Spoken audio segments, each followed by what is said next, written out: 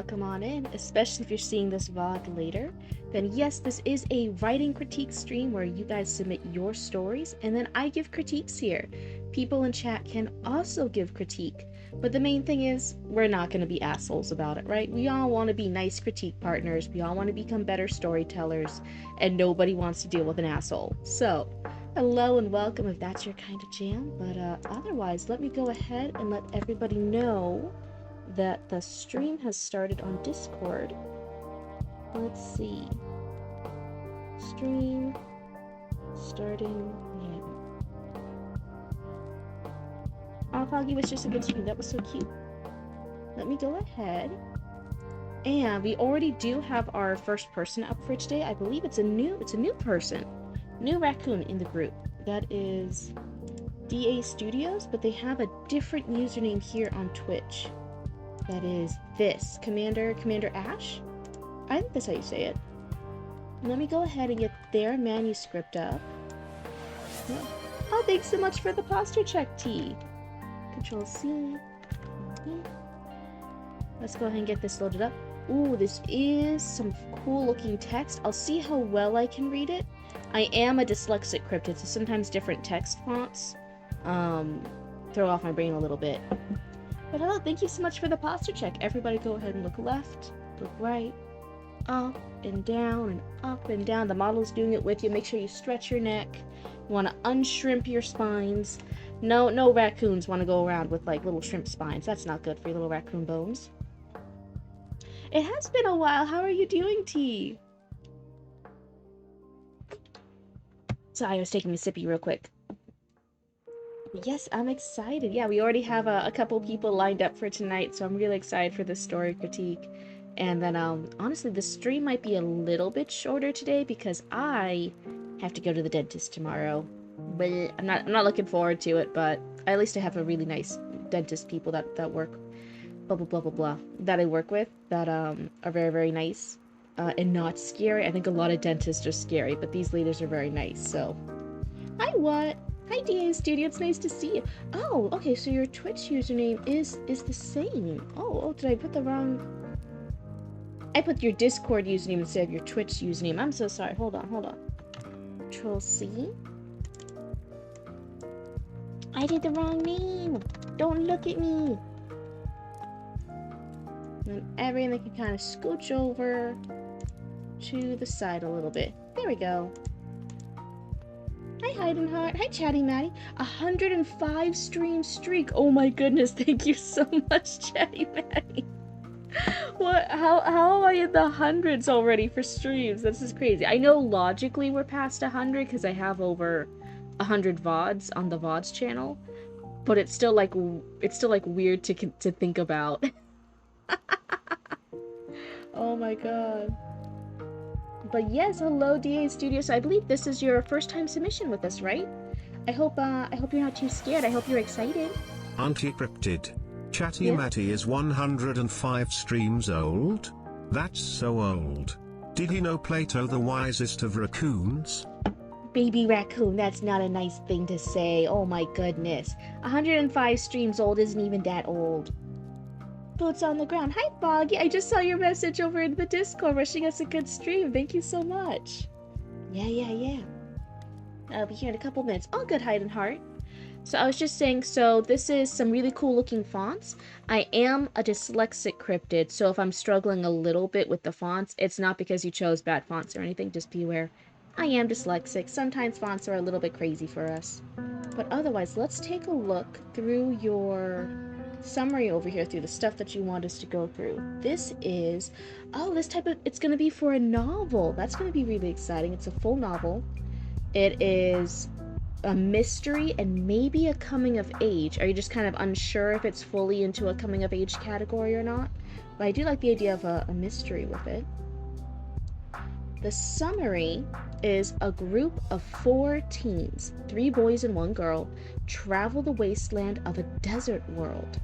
In doing so, they find mysterious locations and potentially the answer to what is left of mankind. Ooh, so it's kind of a post-apocalyptic mystery one too. Unsure because they're already of age. It's not necessarily for like exactly like, oh, like it's like a coming of age story is about your birthday and you turning that certain age. A coming of age could also be like a character who was the younger character, a child doing an adventure and coming out more mature, having matured, having gotten some real world experience, having learned some valuable lessons that has kind of matured them a little bit in the ways of the world. It's not necessarily like, oh, the story of a coming of age is your birthday, you turned of age to the, um, so it's kind of a certain vibe. She's also very distractible. The ADHD strikes a lot. What do you mean? What do you mean? Listen, I'm just gonna remind you guys that chat reflects the streamer. Okay, there's that trope, chat reflects the streamer. So if you guys are all here and you guys are calling me ADHD, I'm just saying, maybe take a look in the mirror. But yeah, did you guys notice? I still got my spooky crazy eyes today. I forgot to ask Roots to take a look at them. You plead the fifth. The fifth. Because they're already having to act like adults. So it's more the opposite of coming of age. They're teens in a world that they must be adults in. Interesting. So I can see how you're a little confused. Like, is it coming of age or not? Not quite sure. If they're not maturing more at the end of it, then it might not be a coming of age. But hey, it's totally fine to have feedback and ask other people around it and look into the coming of age category and genre and see if there's some parallels here. It's a little hard to give feedback just off those few sentences. But yeah, I can see how that could be a little tricky. The things you're looking for in this critique is general feedback and how the boy in green comes across, specifically that character. Interesting. Is the boy in green going to be the main character? You're diagnosed and given 2 medications to deal with the ADHD that I forgot to take. It's so hard taking medicine. I have to make a to-do list, and the first things in my to-do list is just like the general basic like self-care stuff. Like, did I like take my medicine? Have I had breakfast? Have I had food? Have I had something to drink?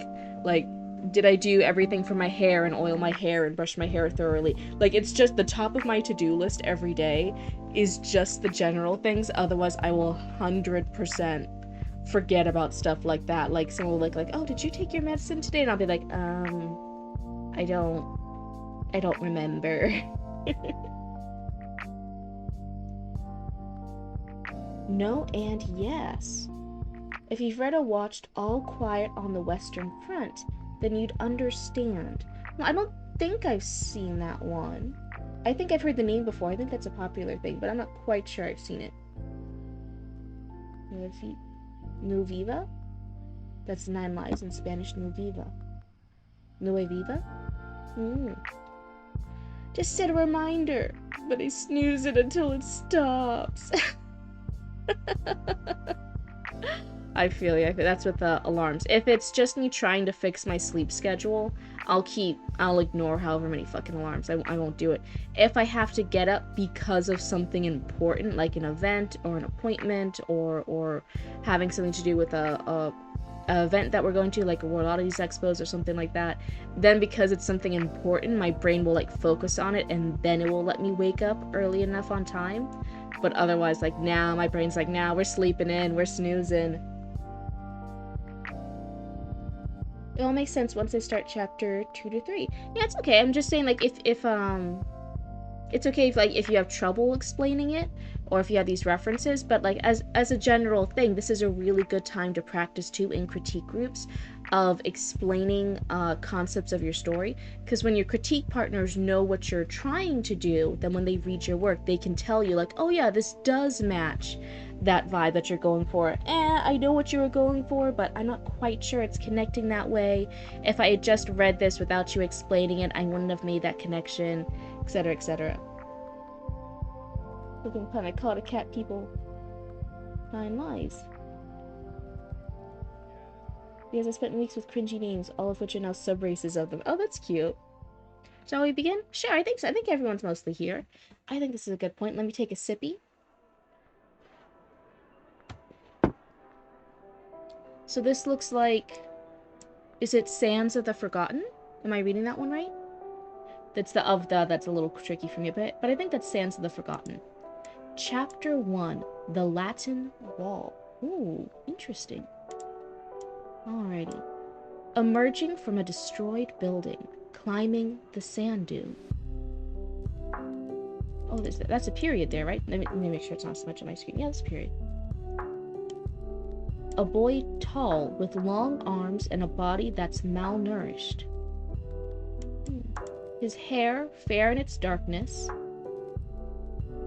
like the purest of obsidian. That's an interesting comparison. Fair in its dark. Normally, fair is used to describe how light it is, but here it's trying to describe how pure dark it is, how pure black it is. Eyes covered by a pair of goggles, face partly wrapped in a dirty old red rag. Was it always red? He stands wearing an old green jacket. A satchel stretches across it. Under all that is what was once a white shirt, but now covered in a reddish rust brown. Just remember, Luna has 9 lives to try killing her kids. She's gonna use all of them. She's 100% gonna be like, I don't need these babies anymore. I don't understand. Oh my god. She was, she's so cute to people, though. I actually haven't even told the story to Mama Cryptid yet.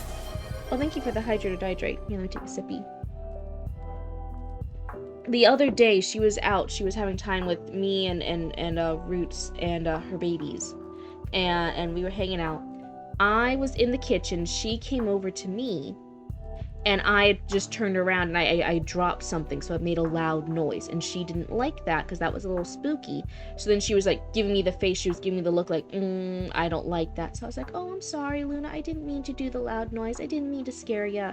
So then she looks at me and she like slow blinks like, yes, I forgive you. But you could still tell she was obviously like on edge. So she turned around, left the kitchen to find one of her babies. It was Ghost, and she found him and she started screaming and hissing at him. For what I had done, for me scaring her, she was like, don't worry, I have someone to blame for this. And she tracked down Ghost and yelled. So, oh my god. Hi Mash, it's good to see you. Do you have your snacks for stream today? I just finished wolfing down half a pizza. Half a goddamn pizza. I should be good. I did this just before stream. I am good. I will not be hungry during stream today. I'm fine. Everything's good. A reddish rust brown is? Is it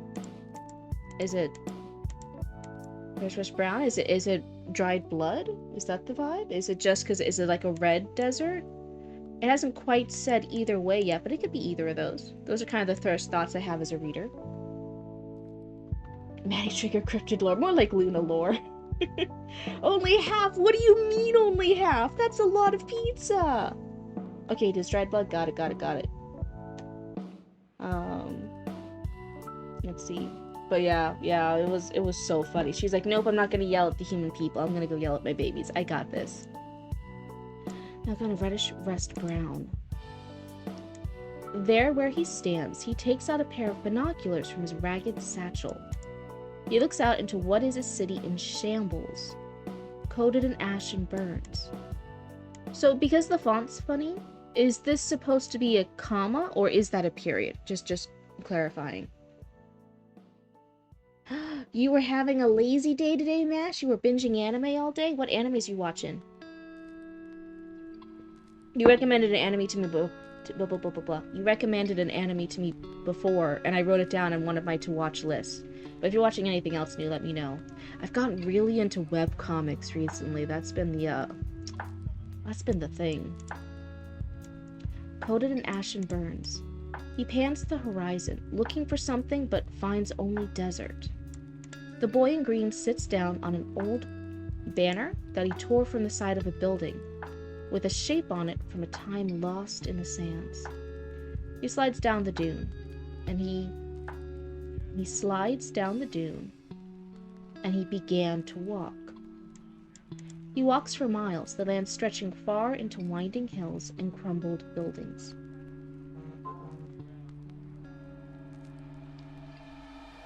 We're probably supposed to...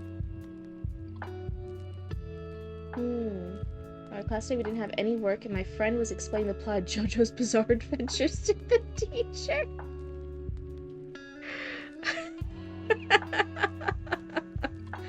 Dear God. It's a pie, but it's a period probably supposed to put a comma. Okay, so you were unclear. It's supposed to be a comma instead. 10 new anime waifus? 10 new anime waifus? I want 10 new anime waifus.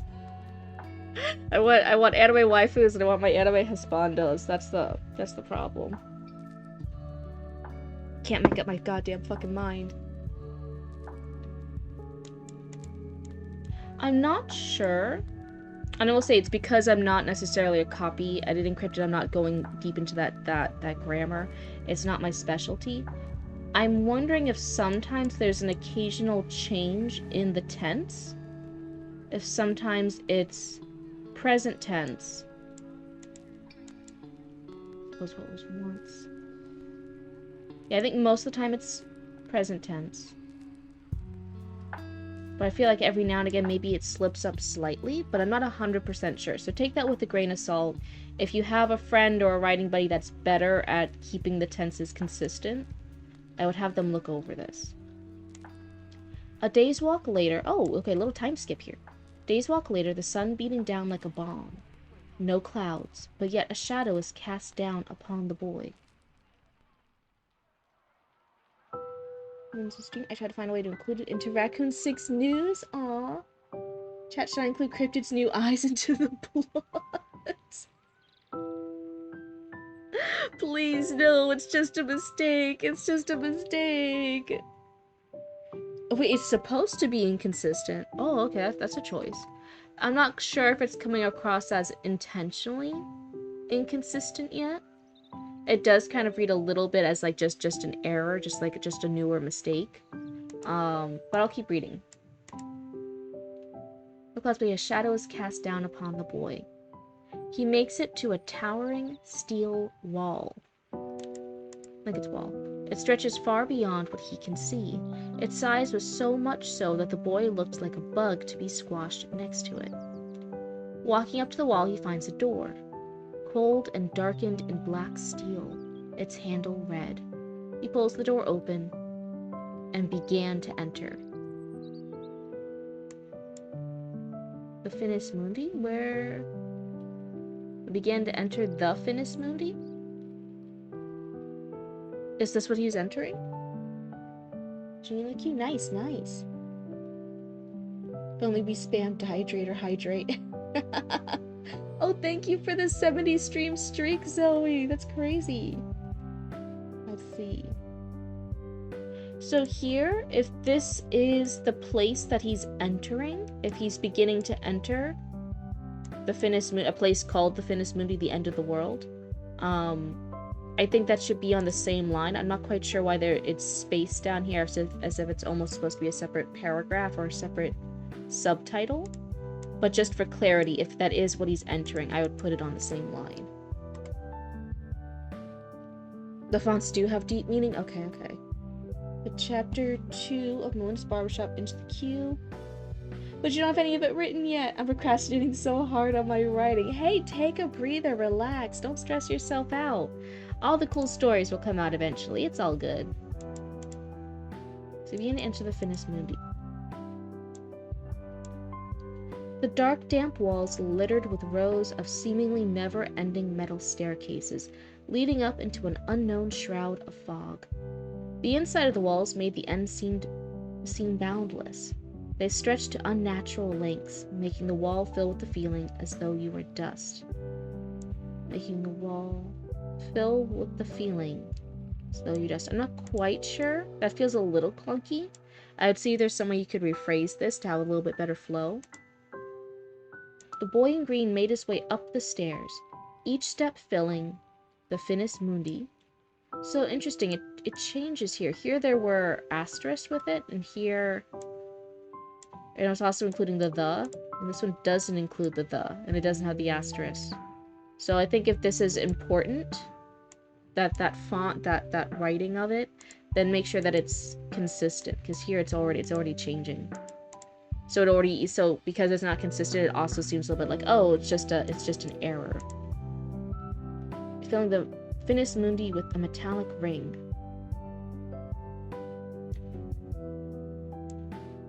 Yeah, it's for the end of the world. So this building is called the end of the world? Or is it's like a metaphor for the end of the world? But anyway, in this one here, it's the phrase is fully within asterisk, including the. On a 5-stream streak! Oh, thank you!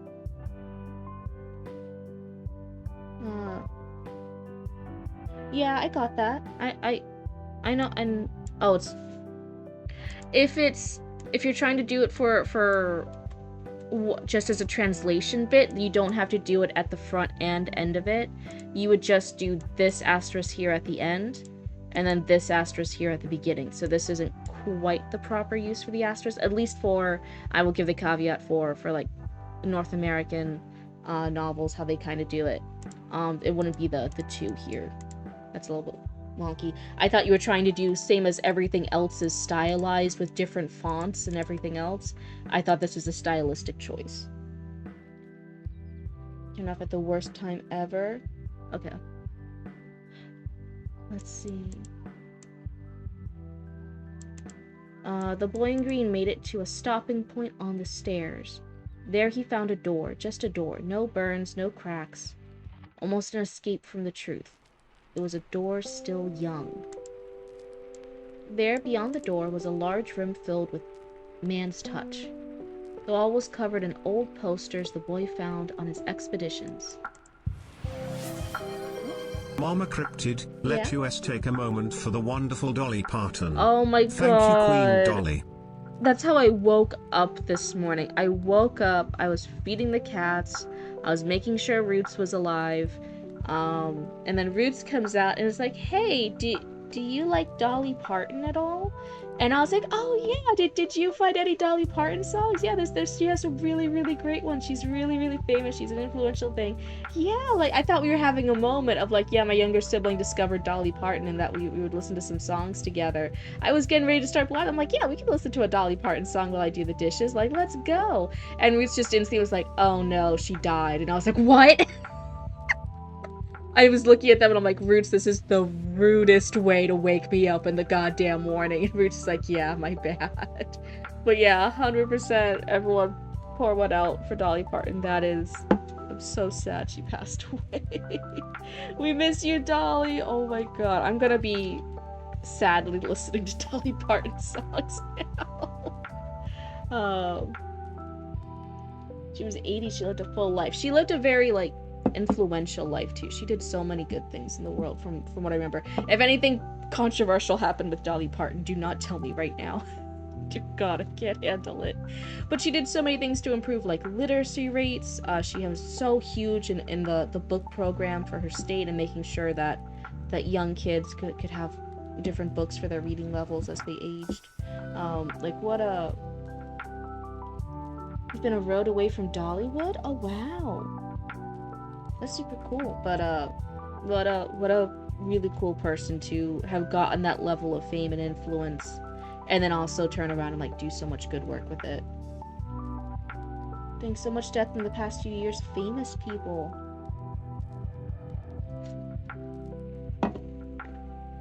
Sorry, that was me taking a sippy. It's what happens. It's what happens. But yeah, I'm really actually kind of sad about this one. If this is anyone's first time just hearing the news, I'm so sorry you learned it on this. Let's see. The wall was covered in old posters, a metal ladder that led to a small balcony overlooking the room. The boy in green began to remove his protective covers. His goggles were hung on a hook next to the door, revealing his uncut emerald eyes. His scarf was slowly unwrapped, his mouth even with the coverings was plastered with sand and dirt. Finishing his ritual, he walked over to a small sink protruding from the wall. On that same wall, he looked through a broken piece of glass he used as a mirror. He saw his face, his expression of nothing, eyes void of hope. He wet an old rag and wiped away his mask, leaving a clean child. Let's see. Oh. Samuel died over a month ago. Then Hayden... I'm not sure how to say that last name, I'm so sorry. Now Dolly, the season's trio of celebrity deaths is complete. That's crazy.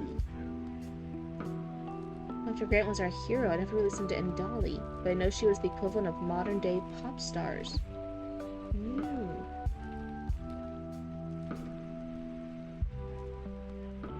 Right before an anniversary time, too? Oh no. Don't forget Chuck Norris? Wait, did Chuck Norris die? How out of the loop have I been? Dear God. Hi, Volkmek. It's good to see you. Welcome on in. So before we get too far, so we finished kind of this first section here. I'm pausing here because I can... Oh, well, okay. I was going to say, like, it changes here a little bit. There's a log.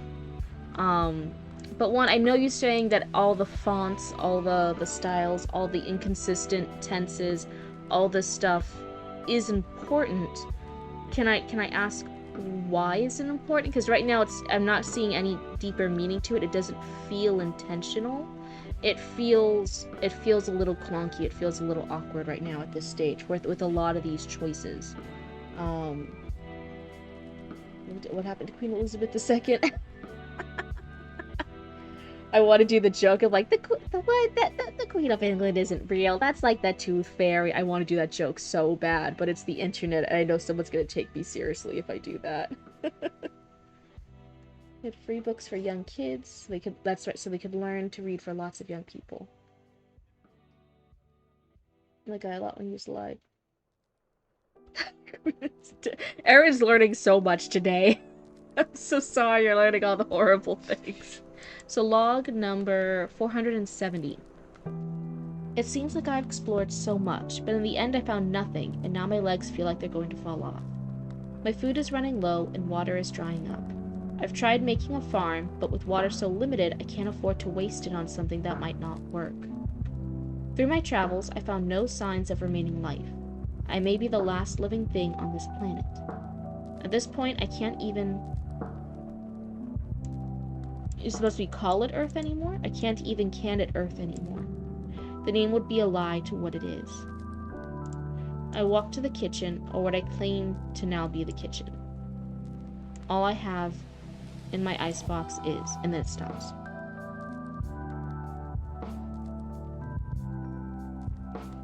Oh, death suffered from Chuck Norris. He hasn't come back from the afterlife yet.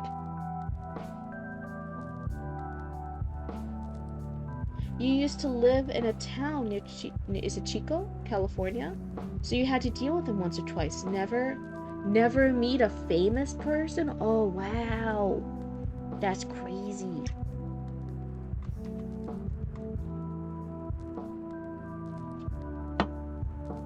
Let me see if they respond back to my earlier question. If you did, I'm not seeing it right now. Okay.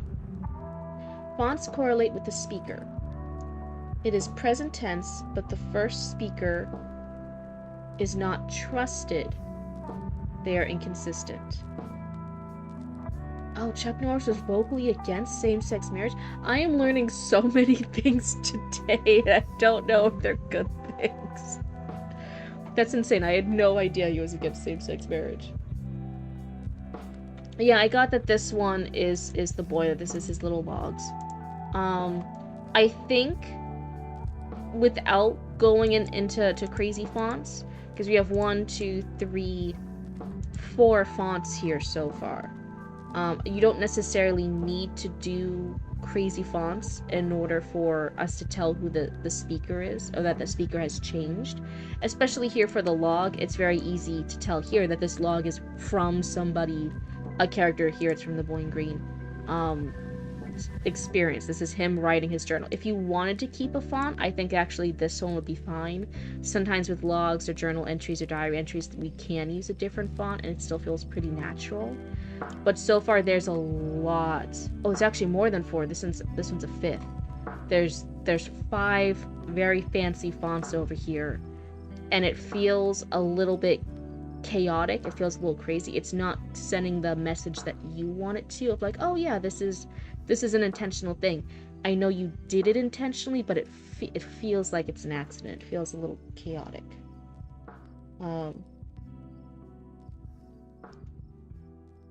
Oh yeah, Dolly Parton was such a strong advocate for everything. She was really great.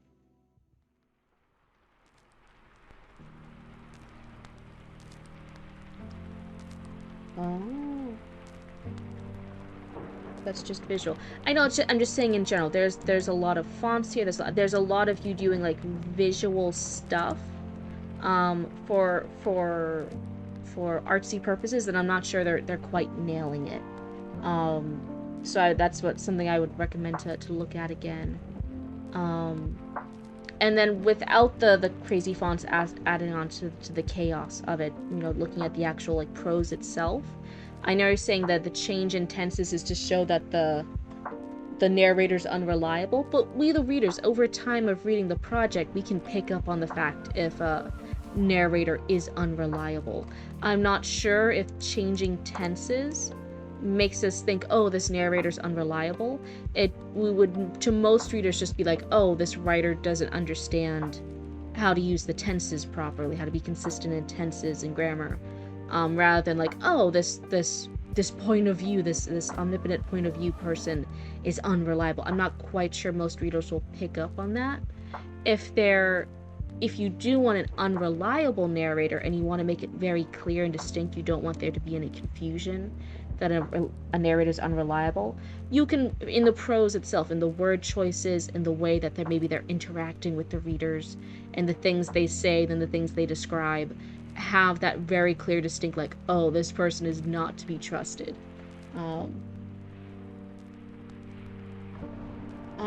For story critiquing, do you also critique stories in private as well? I don't currently for most of this, as I'm becoming a baby editor. I have done like a little critique paper for the first act for Chatty Matty, and that was off stream. And I'm doing stuff now for Heidenheart, who's my mod, because I needed that experience. I needed to practice editing and being a developmental editor and doing the different stages of it. So that was more like serious things, like they're giving me feedback, I'm seeing how well I can do the job. But as far as like in general, of like anyone can ask for like a private critique, not normally. It's more of on-stream stuff. If you just want to share your work with other raccoons and see if any of the raccoons can suggest or read your stuff, without necessarily the chaos or the stress of being read on a live stream, because I totally understand if you don't want that. In the Discord, there is a separate section in the Discord that's just you sharing it with the other chatters here. And then if anyone wants to read it or give you feedback or critique or just say that they like it, they can do it there. Let's see. Like you'd be so afraid there would be a Karen. Oh. If I ever saw a celebrity, I'd be so worried about, like, being awkward. I think I don't want to, like, ruin their day by, like, oh, so I'm out here just trying to, like, grab my stuff at Target or something, or just order some fast food at this Wendy's. I don't want to be bothered by people recognizing me. So then if I recognized a celebrity, I would instantly be like, no, I did it. I'm looking away, I'm looking at the walls, I'm looking at the floor. I don't want to bother them, because it's probably like really a lot to be constantly recognized a lot in public and stuff. The point of view will change a lot in the book. I want to confuse the reader and make them question the book. That way when they continue, they feel the satisfaction of the questions being answered. We'll be returning in Avengers Doomsday. Hello, and welcome on in. We're doing story critiques right now, and I'm also yapping it a little bit on the side, too. You imagine fame destroys you? I think there are some... I think fame brings out characteristics that could have been more easily hidden if fame had not been part of the equation. Because there are plenty of people who get famous have these toxic traits. or like certain bad characteristics. And if they weren't famous, guess what? They would still have those negative traits. I think fame can just elevate it to a little bit. There's obviously some people who I think handle fame wonderfully, you know, in the quote-unquote right way. There's that one, is it Enya?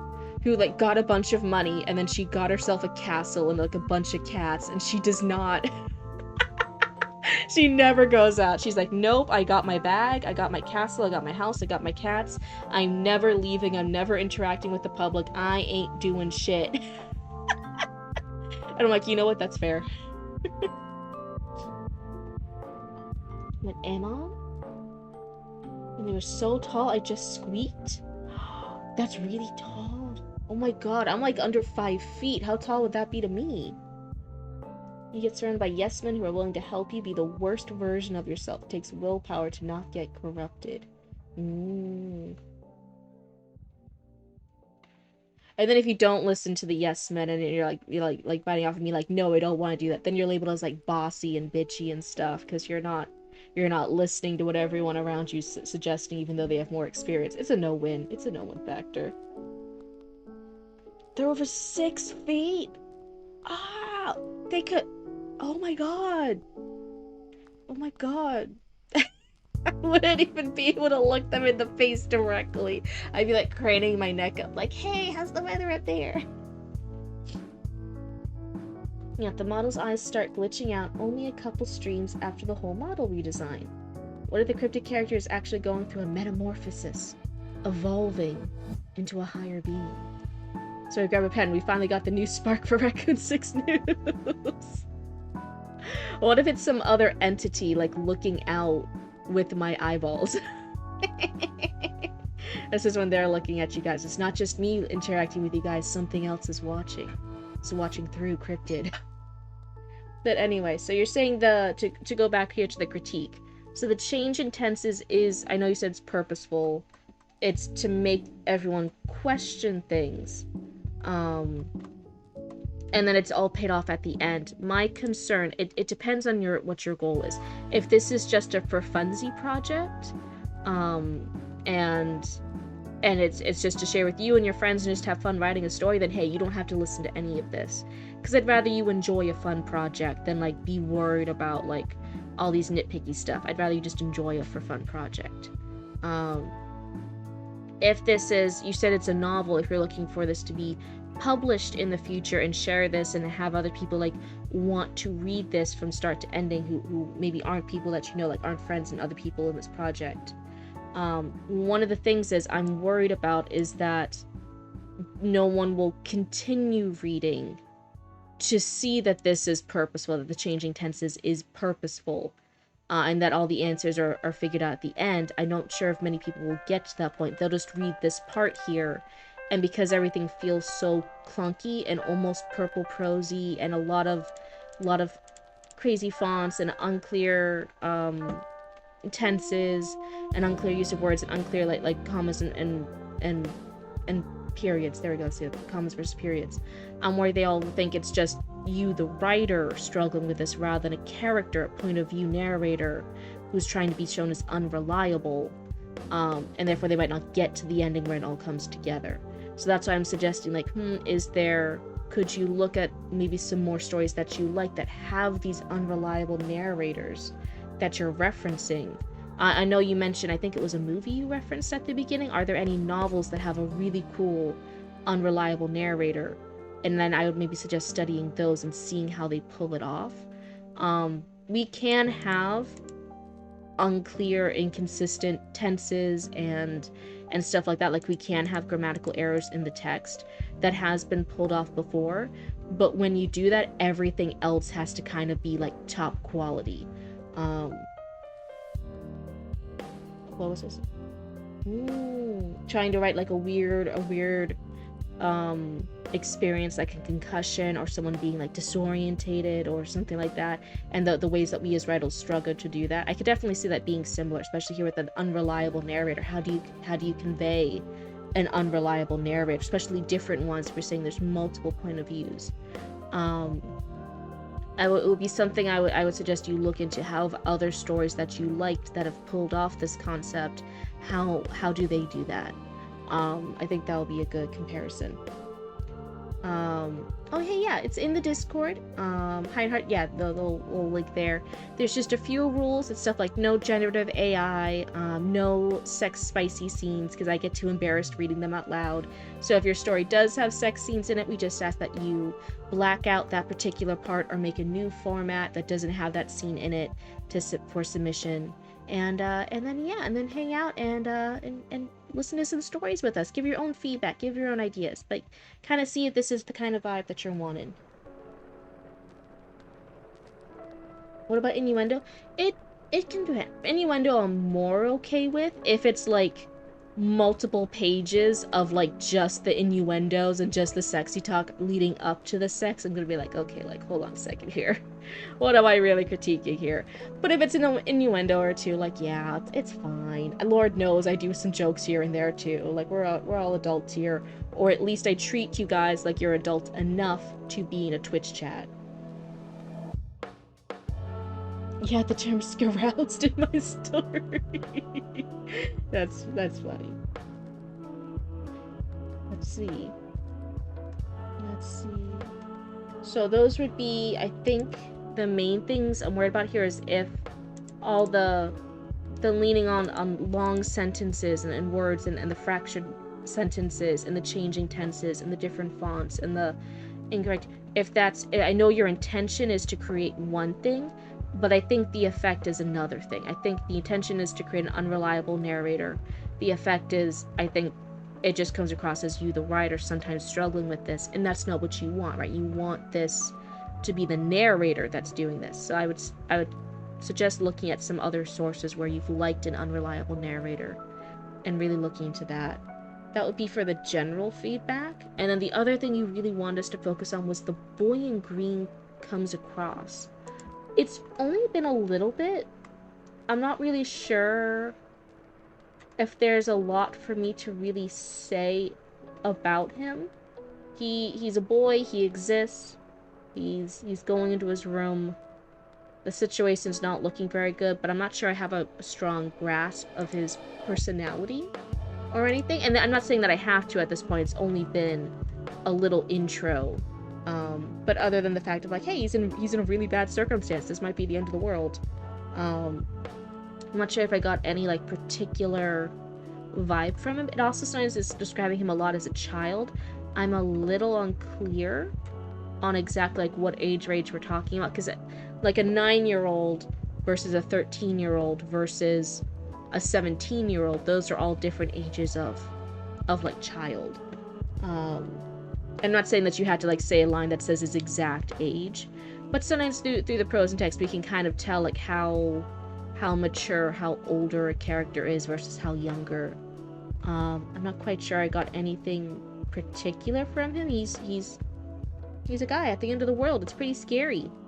Doesn't have enough water. I get pretty spooked.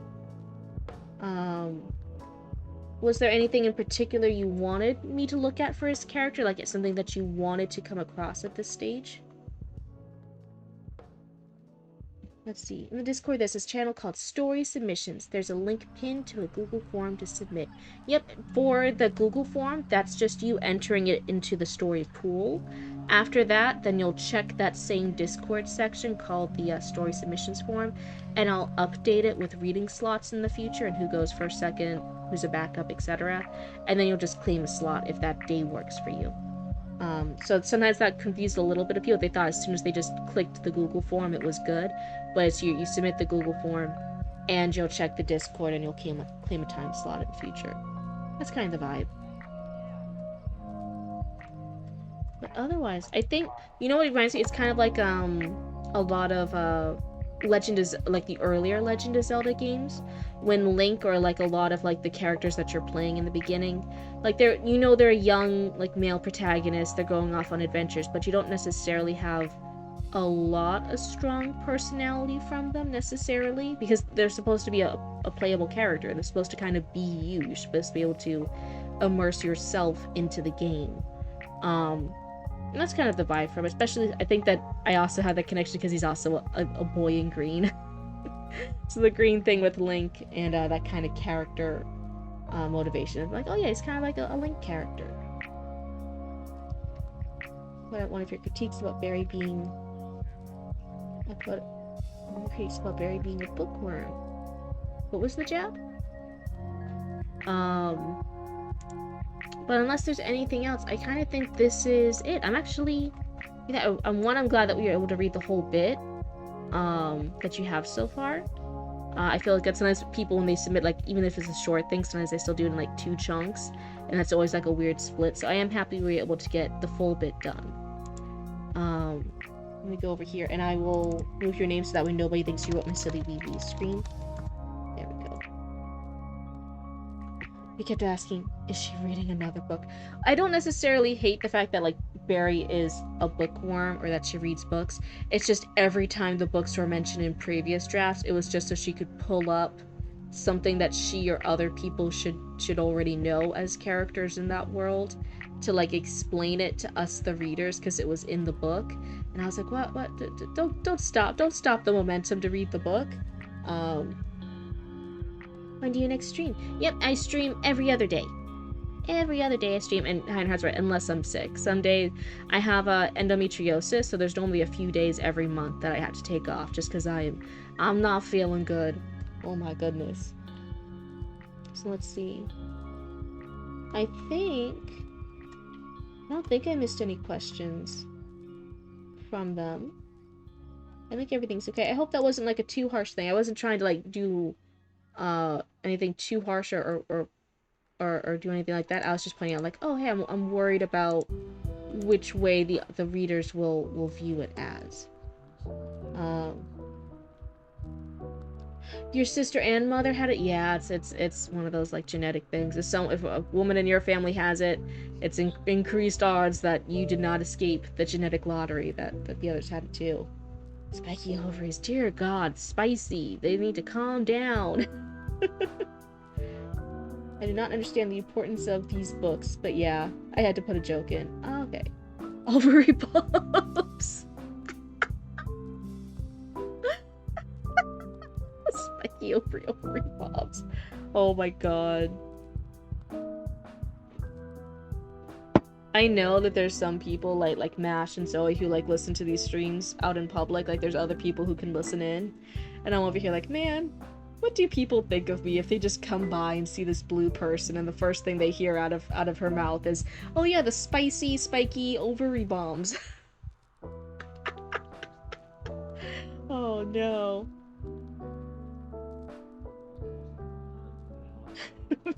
The doctor described it as hardened spikes on their ovaries, making them cranky. A little bit more than cranky. When it was the worst years of it, I've gotten better at it now where I describe it as it's not as scary pain.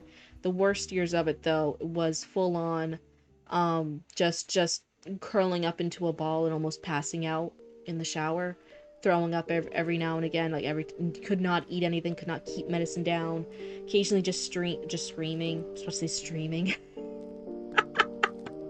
I would have to have like a family member. Some points it was my ex-fiance now. So right now it's like Mama Cryptid or someone else. Sometimes if they're gone, I have like Commander Roots watch me a bit.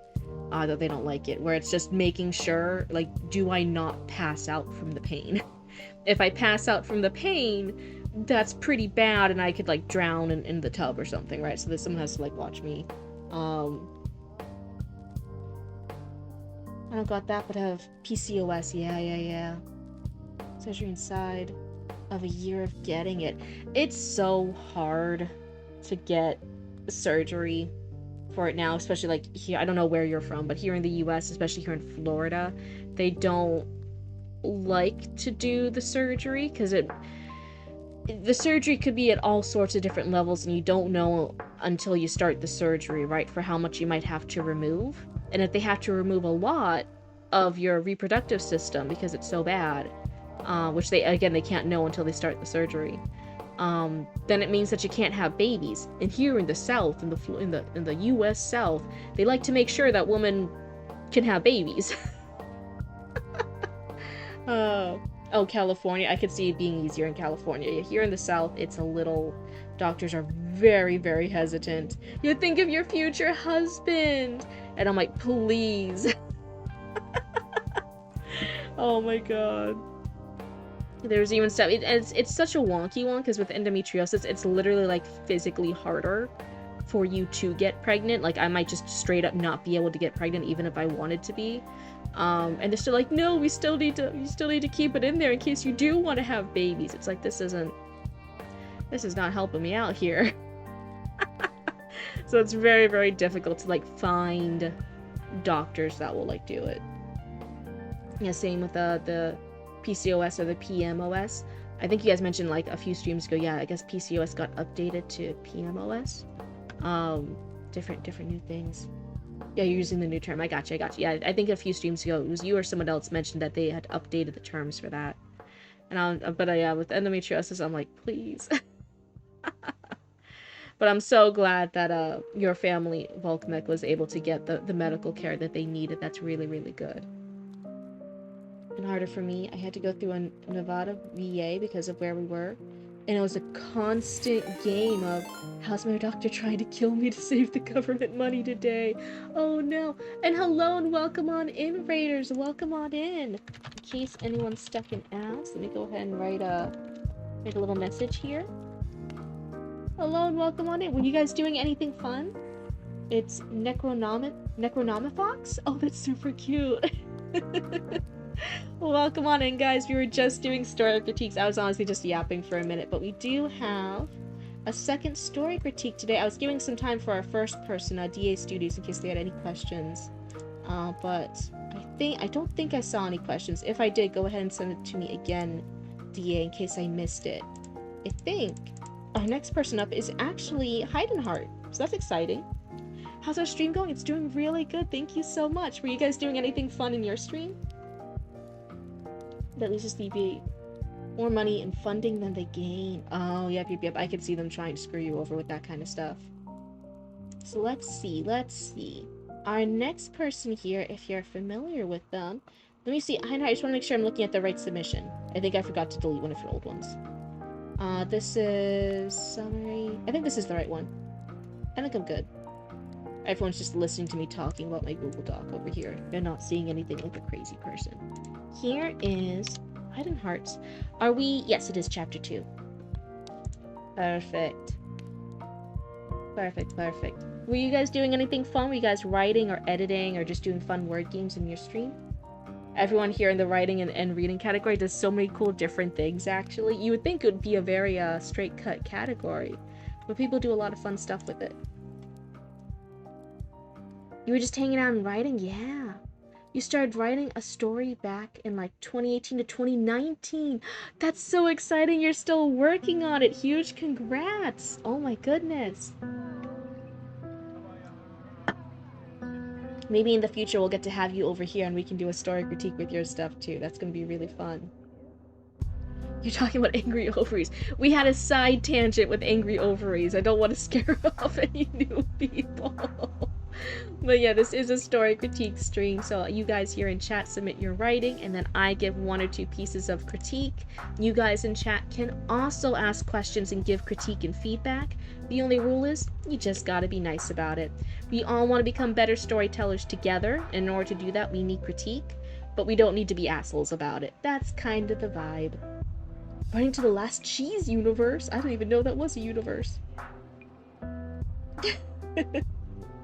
More and more focused on Auntie Riri and the Phylax, formerly the Zodiac Guard, which I find funny.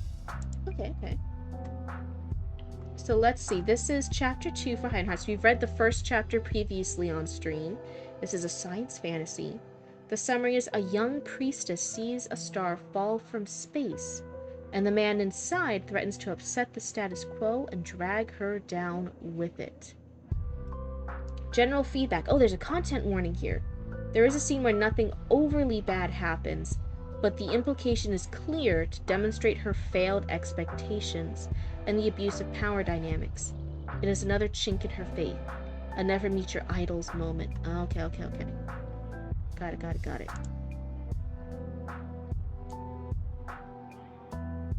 Then COVID hit. Yeah, I feel ya. I stopped writing it. Recently, conversation with friends and chatters put the creative spark back in my heart. So yesterday you went back to it. This is so recent that you went back to it. You only went back to it yesterday? I'm so excited for you to be getting back in touch with this fun creative project you're doing. That's huge.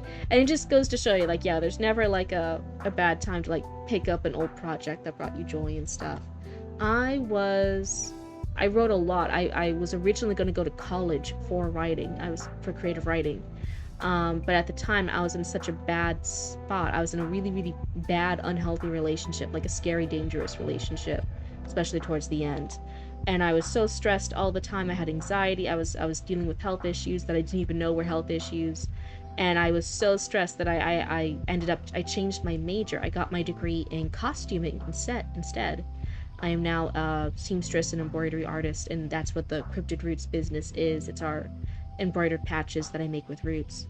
Um, but yeah, with everything here, I wanted to learn how to stream and be a VTuber, to be kind of like a persona mascot for the business. And some of the advice I heard early on was like, oh, you should stream something you like doing. That way, like, you'll consistently show up and learn how to stream better. If it's something you like, you'll find a lot of stuff to talk about it. And I was like, oh yeah, sure, that sounds like good advice. And I knew that when I started streaming, like, nobody would watch my stuff. That was always the expectation of, like, no one's really gonna watch you when you're like a newbie, when you have like 0 viewers. So I just started live streaming me writing a shitty rough draft, right, live on stream. And then people started showing up. It was so crazy. And then it's pivoted from, instead of Cryptid just being like a business model mascot, of now I'm also like, yeah, I like streaming, reading, and writing critique stuff. It's been really fun. All the flatter stuff was destroyed by Archie because, you know. Oh, that's right. If Cryptid ever got into it, maybe she would have believed it. So yeah, that's probably a good move by Archie. Was elected are legal adults this year, so you can feel old. We're essentially streaming a paid service for free. I'm not necessarily sure. I think critiques, when you're like other writing buddies and stuff, I think critiques can be free and stuff. There are definitely like some people who have experienced stuff, and their services, I think, can be worth monetary value if they're like a professional critique person. If they're like an agent or an editor at a company and they're offering critiques for money and stuff on the side, I think that's valid. For me, for a full edit, if you're thinking like, oh, the editing I need summer services. to end yesterday. It was finally cooling down and they throw another 90-degree day at me. Oh no, that's so hot. Thankfully, I'm an indoor cryptid. I don't go outside too much. Unless it's cooler in the evening. That's how you had to do it in Florida. You had to like leave at certain times of the day when it's not as hot. But like obviously I don't do like a full edit on stream, because a full edit versus just like a little critique, those are very different things. Oh my goodness. Editing critiques for a story my size are a minimum of $3,000 from professional, and can range as high as $12,000 if I need a lot of help. $12,000 is, I think, a little too high on that spectrum there, I'll tell you that. I think it wouldn't be, if you're looking at like all the different editing services, like developmental, line edits, copy edits, proofreading, if you're looking at like all the services together, then I could see like, yeah, that ending up closer to that $12,000. But as far as like just like one round of edits, I'm like, no, if someone's quoting you $12,000, I think something's, I would highly suggest you double look at that. That's a little scary. Quoting word count for developmental for more expensive company. That doesn't necessarily, expensive doesn't always necessarily mean higher quality. I would be myself personally. This does not mean that it is right or wrong either way. I'm just giving my own feedback here. It's not even worth 2 cents. It's random shit from a blueba that you have on your screen. At $12,000, even I would be like, I'm not so sure about this. But I do know like more advanced, more specialized, with great resumes, a lot of like fantastic books behind their back and stuff in their portfolio. Like developmental editors can charge, when they're really, really fancy, between the $3,000 to $5,000. I have heard that be quoted, but even those are very high-end stuff. My mom was a seamstress too. Oh really? That's so cool. She's retired now, but yeah, I think the universe wanted me to go back to writing as it made my stream last night the best one since I started streaming by far. The reading and writing community here is fantastic. I'm so glad I got my start here. This is honestly a really fun part of the internet slash a fun side of Twitch to really like be getting into writing and storytelling and stuff. Everyone's really, really nice here. I really, really like it. So if that's what you're coming from, oh my, I'm so excited. I'm so thrilled for you to be here. So huge congrats. Welcome on over. Welcome to the dark side. It's a great part. The stream, I could help be my business mascot. The viewers come in. Welp, this is my life now. That's why this quickly became the Cryptid cult. I don't know if anyone would like to read my would like to beta read my book. This book is by Noon? By no one? You can find people are willing to find people are willing to be beta readers for everyone at all sorts of different levels. There are different sites for it, there's different Discord servers. You can even post up in my Discord server in the writing section where you guys share with each other as raccoons. Instead of story submissions, see if anyone's there willing to be a beta reader. Yeah, Reddit is my beta reader. You can find beta readers there sometimes. I have, over the years, I think people have had less and less luck on Reddit. But it's different sections. I've heard a lot of people now finding better success with certain Discord groups of writers and storytellers and crafters and stuff and beta readers. Sometimes even just posting like open calls if you like are very spoken on your social media profiles that you're writing and that you like writing. Sometimes even just doing an open call to any followers you have of like, hey, I need a beta reader for my first story or something like that. That can work too. Oh my god, you're right. Sorry. Oh my god, wait, sorry, I forgot to put Hideheart's name here. I've been too distracted yapping. I'm sorry, Hideheart. Thank god Hideheart tolerates my bullshit. There we go.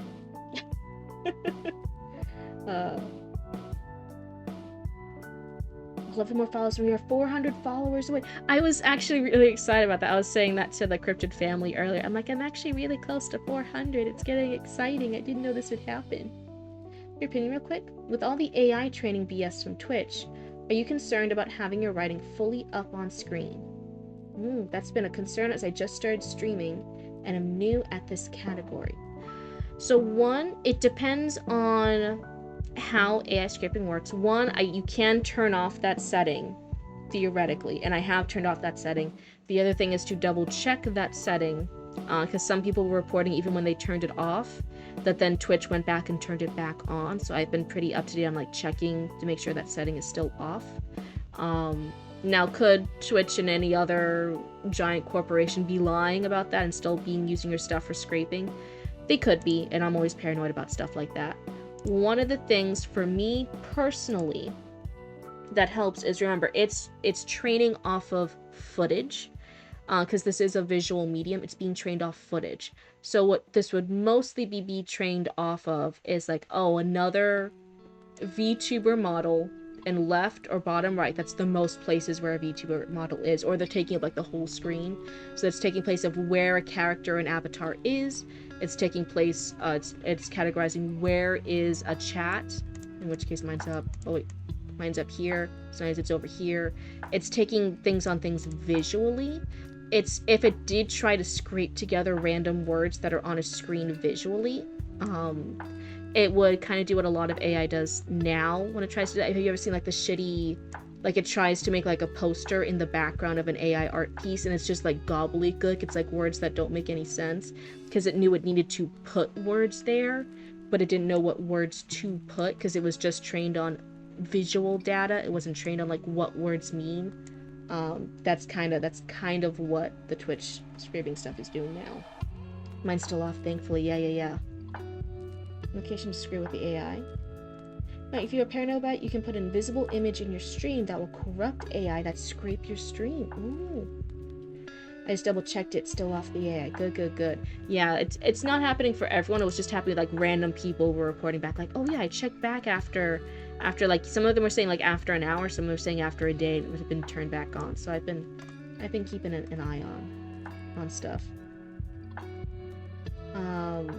So that's if it was lying, even though I turned off the AI scraping stuff and it was picking up on cues, it's picking up on the visual of like, oh, this is a model that has words in the background. Here's her chat, here's stuff, here's all these visual elements.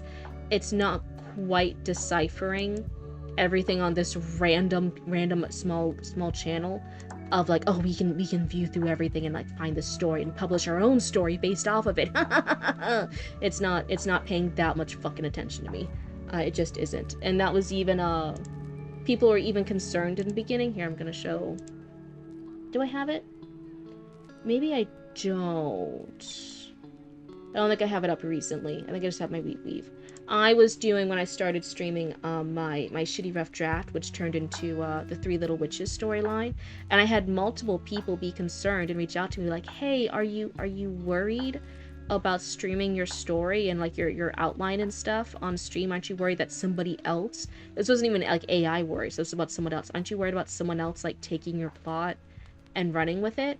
And I was like, I am piece by piece going through this goddamn plot outline over 30 days of streaming. 30 plus streams of me like working out, changing things, editing things. That person would have had to sit there for hours every single stream, every single day, non-stop, and piece together and keep up with the VODs to figure out what the fuck the plot outline was. And even then, all they have is the plot outline. They don't even have anything else. At that point, if you like spending that much time being an FBI researcher into my stuff, then like, hey, whatever. I also wasn't too worried about it because if something's really, really close and near and dear to my heart, I don't put it up for you guys. I'll like mention it a little bit to you guys, but I don't post it up. The Three Little Witches story, I made it with the intent of, even though I loved it, if the worst case scenario happened and someone else stole the Three Little Witches from me, it wouldn't be the end of the world. It wasn't something like the Necromancer's Daughter. That's another story I work on. And that one's like really, really, that one's like, has my fucking heart. That's one of my babies. That story's like my soul. And I would be devastated if anyone took that one. But like, I made the Three Little Witches with the intent of like, hey, worst case scenario, it's whatever. I had my model covering like 75% of my text as a precaution today. Mostly just to show that I was working on, but making it illegible otherwise. So yeah, so since it's visually scraping, if you, for stuff that is scraping like text, like something like a Word document, it would be like mostly like you submitting, you like, and it downloading your whole Word document to get all the text to kind of see what you're working on. But what Twitch is currently probably trying to do is trying to see visually what do streams look like, what are the best streams looking like, how can they manufacture, how can they AI make what something looks like a realistic stream all the time with a streamer that never goes to sleep because they're always there because they're AI generated, and they're doing it for AI training purposes of like visual stuff. Oh, that's a good hint, Heidenheart. If you have the GPU to handle it, OBS has a blur filter plugin. Ooh, that's a really, really good tip. I'm not that fancy. I just read your guys' stuff. My bad. Night of Ash, Chapter 2. So we've left off with our main character last chapter, who had been going through her ritual in order to become one of the sisters who follows one of the gods, one of the deities. But then during her ceremony of solitude, the star fell, and everyone came up and asked her like, what the fuck does that mean? And she didn't know what it meant, so she just made up some bullshit. She lied and said it was this bad omen, and now everybody believes her, and they have elevated her in rank, believing that she has these prophetic abilities, when she doesn't. Again, she just lied. She bullshitted her way through it.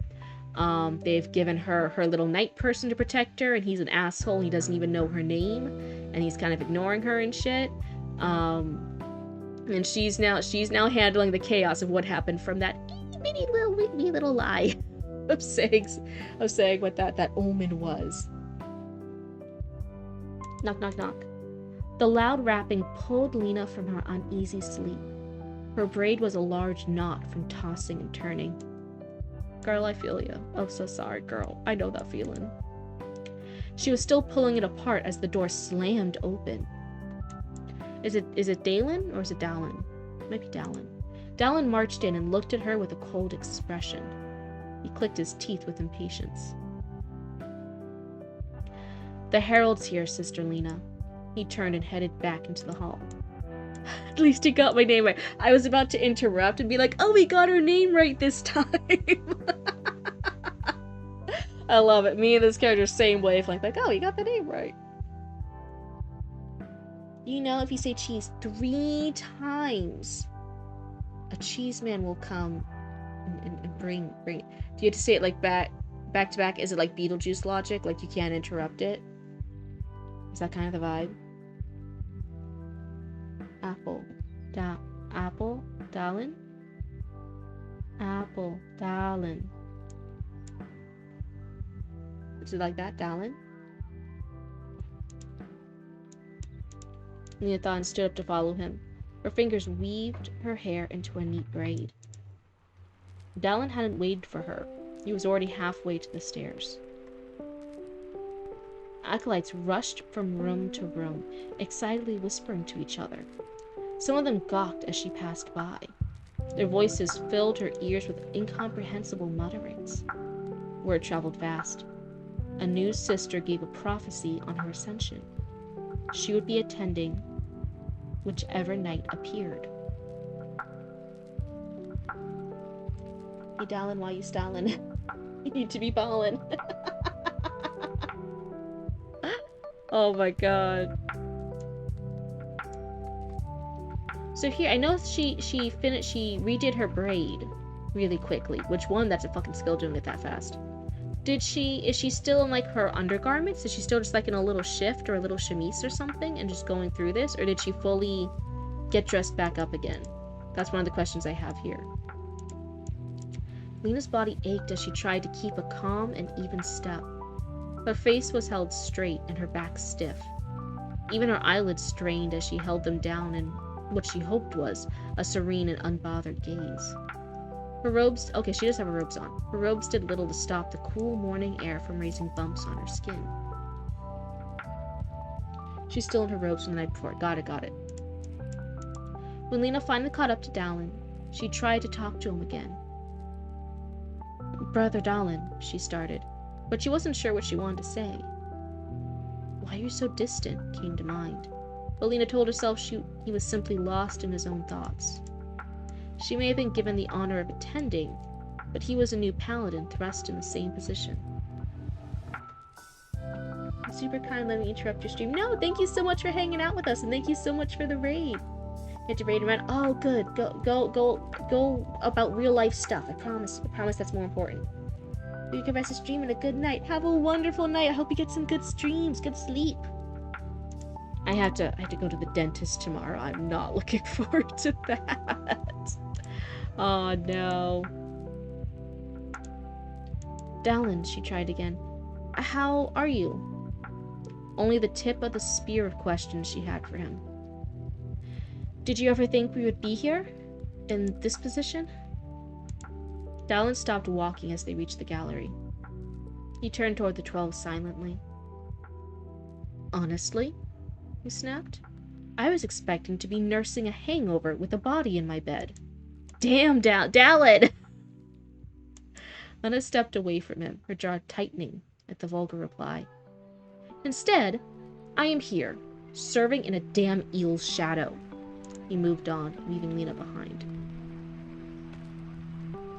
Her hands trembled beneath her sleeves.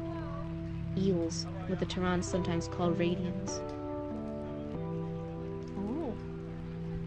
I've been imagining that Archie, when you discover the library, Archie double-checks the books Cryptid is about to read before putting it in a box of do read or don't read.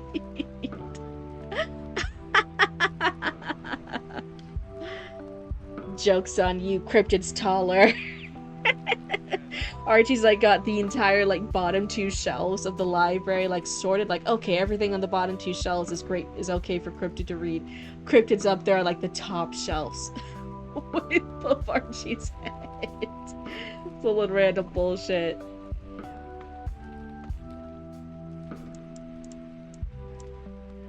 No one was sure where the term came from, but there was never a time Lena had ever heard it without a curl of the lip. It landed like a slap from Dallin. His vow last night had been so moving, but now it felt hollow, tainted. This is interesting, saying no one knew where the term came from. That's interesting. Is it truly no one in your universe knows where this term comes from? Or is it more likely that just Lena has no idea where the term came from? Dallin stalked away. Lena watched him go, standing alone in the large, empty room. The statues of the knights stared at her accusingly. From chapter 1 moved here. Got it. Which one will they send? She looked in all 12 faces. They wore elaborate helmets. Their visors pointed to the ceiling. Antlers and tusks decorated their hinges, and vines and petals covered their pauldrons. All of them were works of art.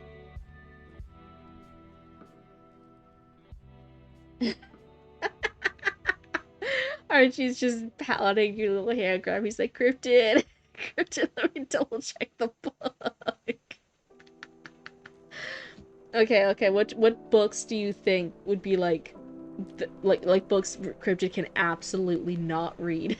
That they're too worried about Cryptid getting her hands on. I think you know those older classic romance covers where like they would all be like painted and stuff, and they would always have like the guy who was like shirtless or almost shirtless, and he had like the abs and stuff, and like the maiden would be there with like flowing hair, so like those kind of book covers.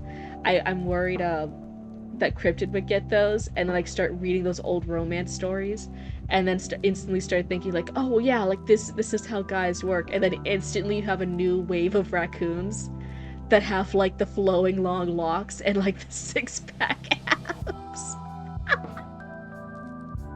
just this little raccoons with little six-packs on their tummies, looking like little Casanovas. And then after that starts happening, all Archie's over there like, nope, we're putting an end to this. Get the romance books away from Cryptid. Let's see. Casanova crabs.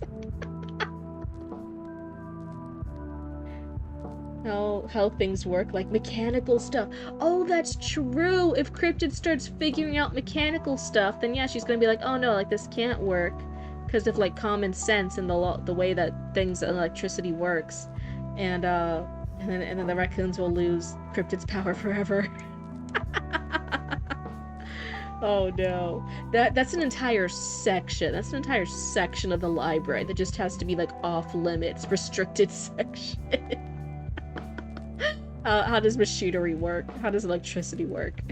Cannot get that near Cryptid. Biologically, radians have an organ similar to electric eels. But eels don't exist on this planet. Oh, they don't exist on this planet at all. Oh, okay. So people 600 years ago knew what it meant, but people currently don't remember. Especially with the suppression of information. Got it. What are you kittens doing? Babies. They're over there doing something.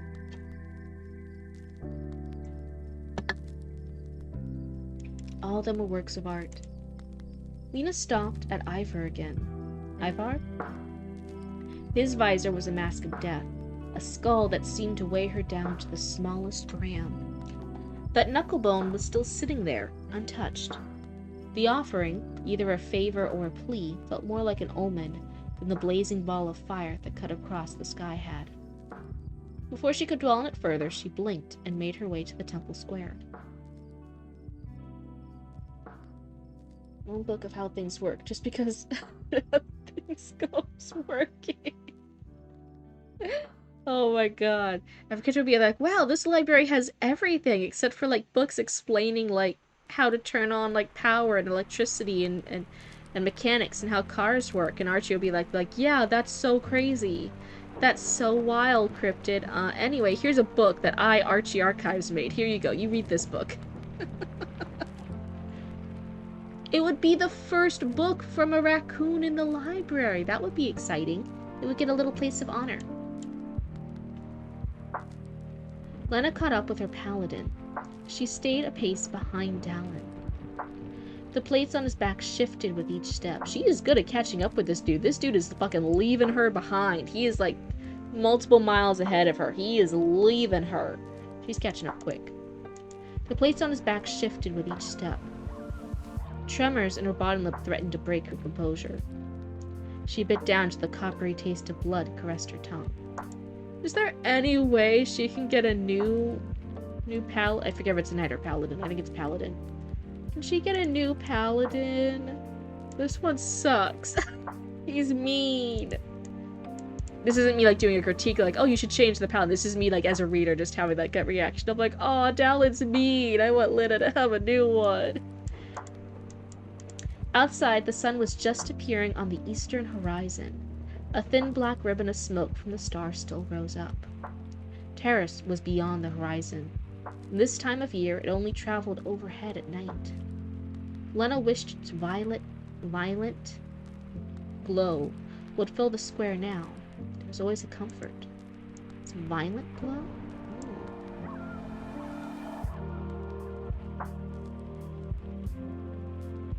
There is, and she will mention it later because, spoiler, he gets worse.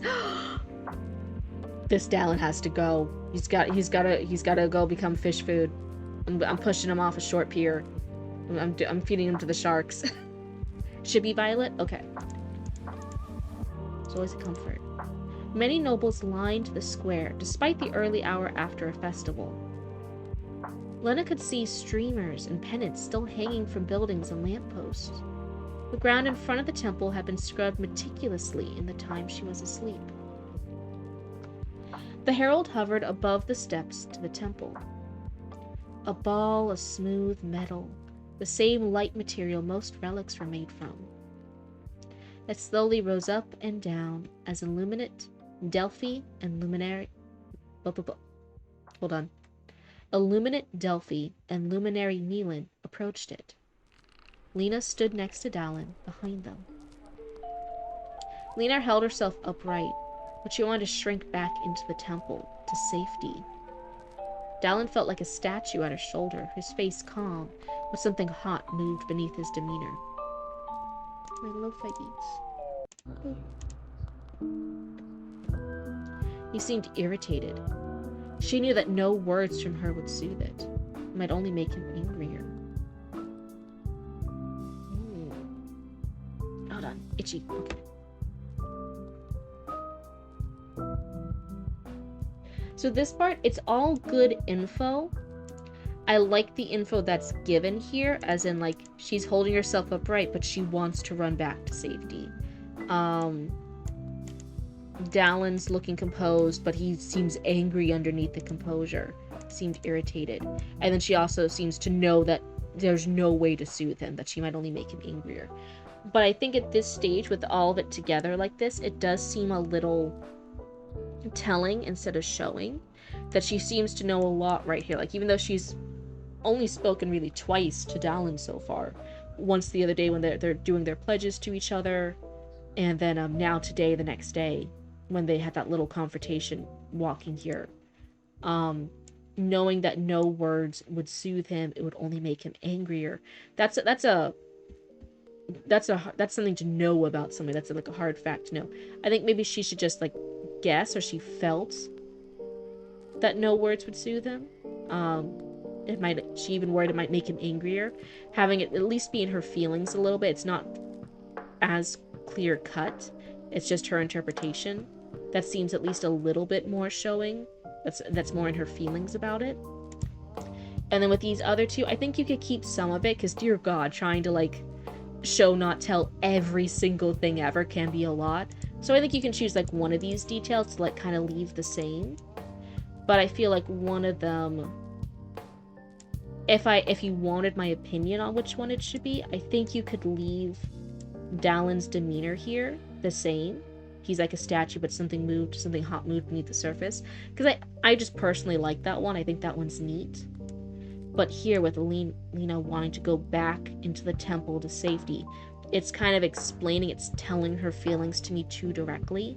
I kind of want this to be said in a slightly more roundabout way. I want a little bit more info here to kind of paint the picture. I like she held herself upright. I like that I know what she's looking like to the masses, to everyone else here.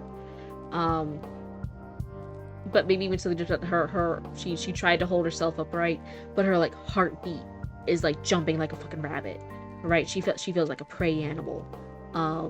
She might even be sweating, like, or her palms are sweaty. Something like that, to give me the same details of like she doesn't want to be here, even if it could be a fun reference, even in comparison to last night when she was on her balcony.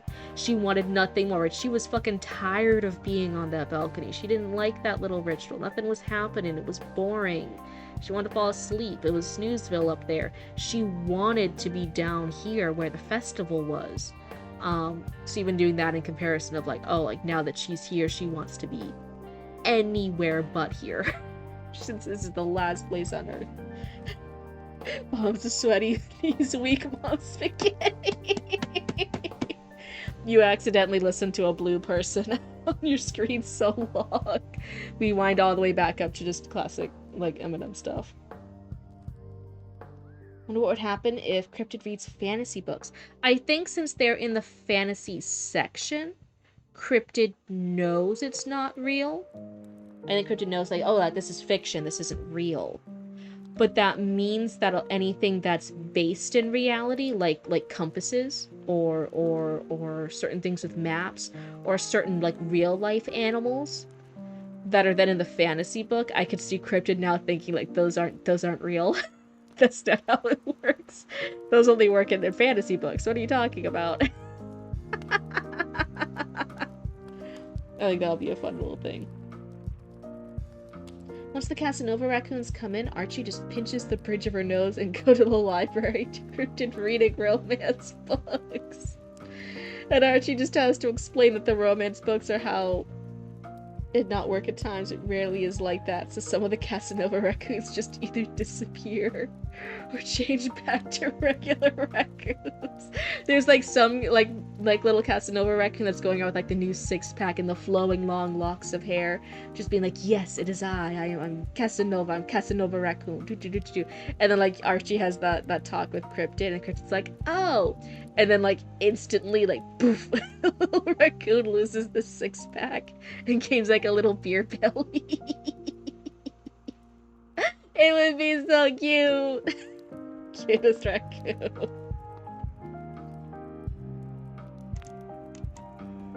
It might only make him angrier.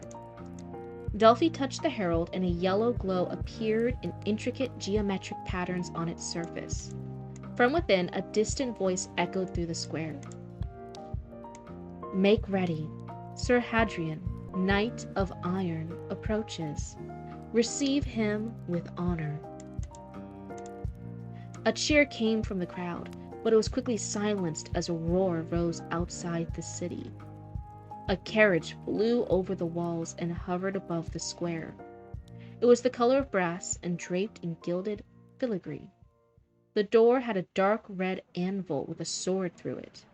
Sir Hadrian's sigil.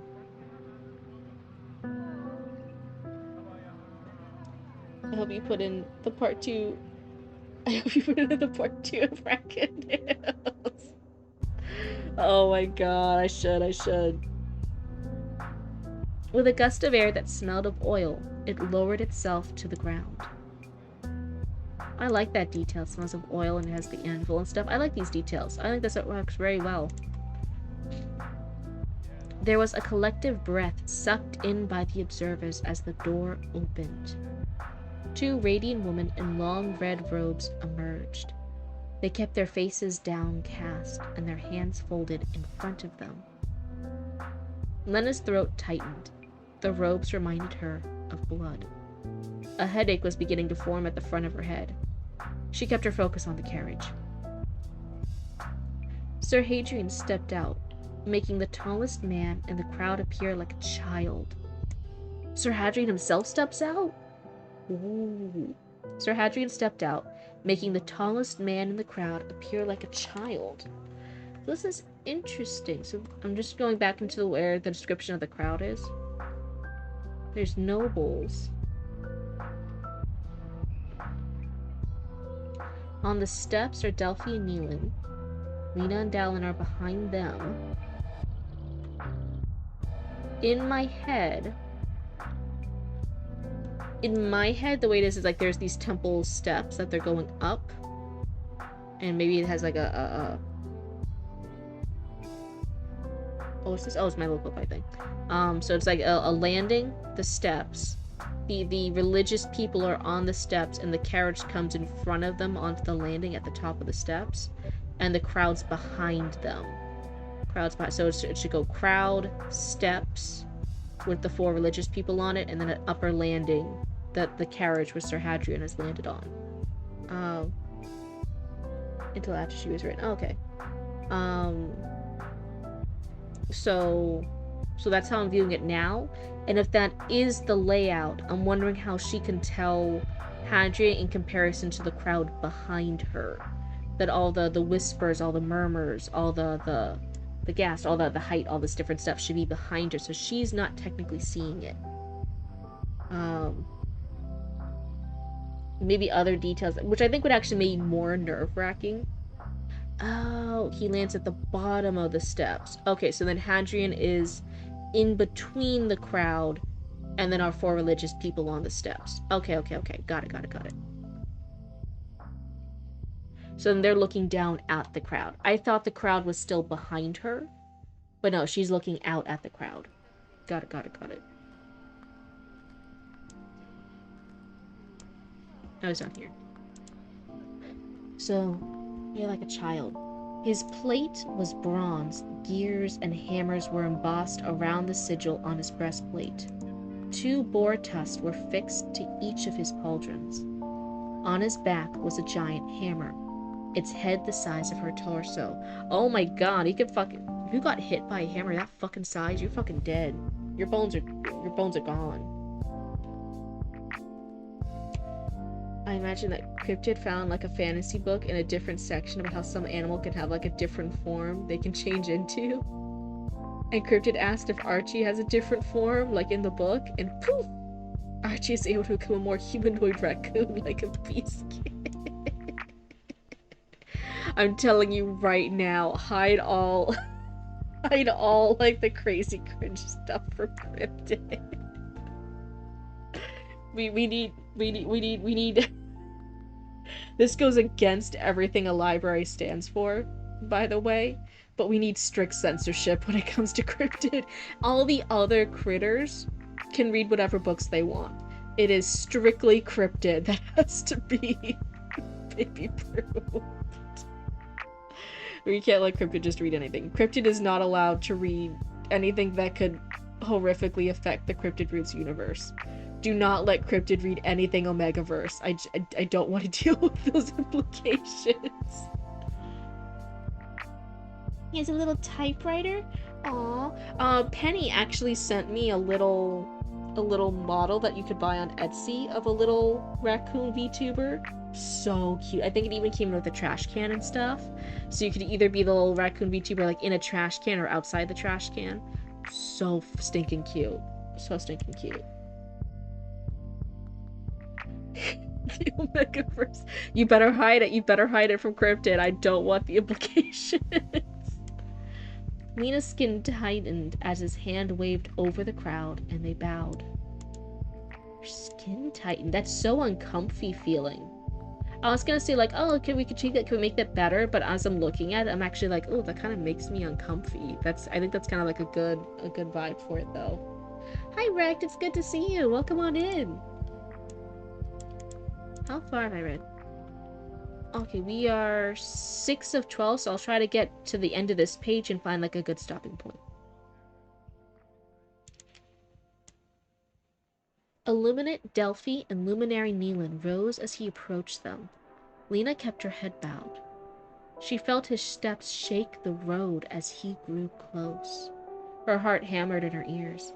She'd never been so close to a knight before, and now she was going to attend him. What if she made a mistake? What if he learned about her sinful lie? So I will say hammered. Wait. It wasn't hammered. I like the idea of hammer because it's kind of going into everything. But it was the close. Shook the road as he grew close. And then down here, she'd never been so close to a knight before. Imagine Archie is fighting some people trying to make Cryptid read about the Omegaverse. There's two factions in the raccoons. one faction wants Cryptid to read the Omegaverse. The other side is desperately trying to pull it all away and hide it. Is meant to make you feel uncomfortable, and I do feel it. So I was gonna critique this one, and I'm like, actually no, I think this is a pretty good vibe. It's a pretty good mood for this. This does have that like uncomfy feeling where you kind of squirm at the idea of like your like, what does it mean for like your skin to tighten? That sounds uncomfy. I think it works really well actually. So I say keep that. What if you learned about her sinful lie? Illuminate Delphi, Sir Hadrian rumbled. Oh wait, he like rumbled. Oh. Illuminate Delphi, Sir Hadrian rumbled. His voice so deep, Lena felt every syllable in her stomach. Sir Hadrian, Delphi replied, in a tone she only used for ceremony. It carried through the air, and the spectators whispered to each other. The Temple of Mercy, domain of Lady Aelia, Empress of Radia, welcomes you. It is an honor. Do you think that happens to Cryptid when she reads the Omegaverse? No, we're making sure she doesn't read it. So there's no what happens. We're not gonna find out because she's not gonna read it. we had to keep her safe, please. It's for the Cryptid Roots universe. The honor is mine, Illuminate, Sir Hadrian said. Delphi made a subtle gesture, signaling Lena to stand up. The top of her head only came to the bottom of his hip. Her neck craned to see his face. Hold on, I'm stretching real quick. That's why I'm not speaking for a moment. Okay. So here, just because I'm always looking at it for a lot of other raccoons too, I don't want you to slip into the thing of a missing character. And it has been a little bit since we mentioned Dallin. Was it Dallin? Dallin? It was Dallin. Here. So he might come up again soon. But I'm not immediately seeing him that I'm catching when I scroll through ahead a little bit. So I think just it doesn't have to be anything like he's doing anything. It could even just be like keeping in comparison, like in here when it's talking about the heights of when she stands up, she might be at Dallian's she might be at Dallin's shoulder, but now here, but in comparison, the top of her head only came to the bottom of his hip. Her neck craned to see his face for Sir Hadrian. It could be the comparison of both of these guys here to keep Dallin in the text to not make him suddenly be invisible. Do you have to do that exact reference? No, that's just like an easy little reference I could see to easily fix it. But just in general, I don't want you to accidentally forget which characters are here, because we have Delphi and Neelan again. We have Hadrian. I don't want to forget Dallin.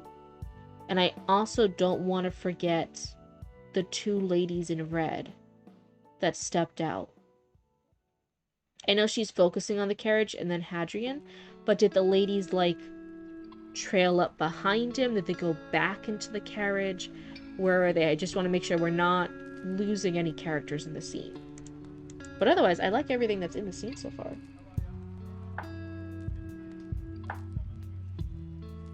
So when I smell cooked eggs, I just smell pancakes sometimes. Really? That's interesting. Also, I think Archie would try to prevent Cryptid from reading. So we have the classic spicy romance books. We have to prevent the Omegaverse anything from getting near Cryptid at all. Anything mechanical that explains how technology works or how electricity works. Oh, you know what might be something that would be like super fun if the raccoons messed with the library and put some fictional stuff into nonfiction sections, because nonfiction crypto would be like, oh yeah, this is real stuff, this is how I learn about like the real world and stuff.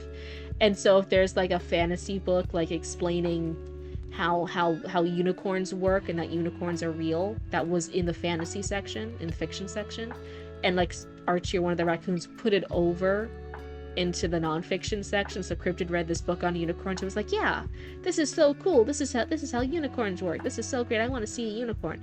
Poof, now unicorns are real. Oh, probably trash being not good. What book would even say that? That's crazy. I think there's like certain things that the raccoons would want to be true, and so they're giving these little books to Cryptid and relabeling them. So it's this very carefully relabeled library. I kind of want to keep reading this though. I know we have to do Raccoon Channel 6 news though. I can read like a little bit more. I want to see what else happens. I want to see what happens to this Hadrian guy. His eyes slid over to hers. The pleasant smile on his face deepened and shifted slightly. She almost didn't notice it. It was like a cat watching a bird. Lena struggled to swallow. She couldn't tear away from his bloodshot gaze. A knight's eyes shouldn't be clouded with spidery veins. Ooh. In griffins? Dragons? Do they sit around playing card games? Oh. Oh, unicorns. Instead of unicorns, it's unicorns. Hello, welcome on in, Raiders. Welcome, Raiders. I can't type. Welcome on in. Are you guys doing anything fun? No, it's okay, Zoe. They're cryptid friends, not cryptid hunters. Hello and welcome in, everybody. We're doing a story critique right now. And then later on, we'll be doing a Raccoon Channel 6 news.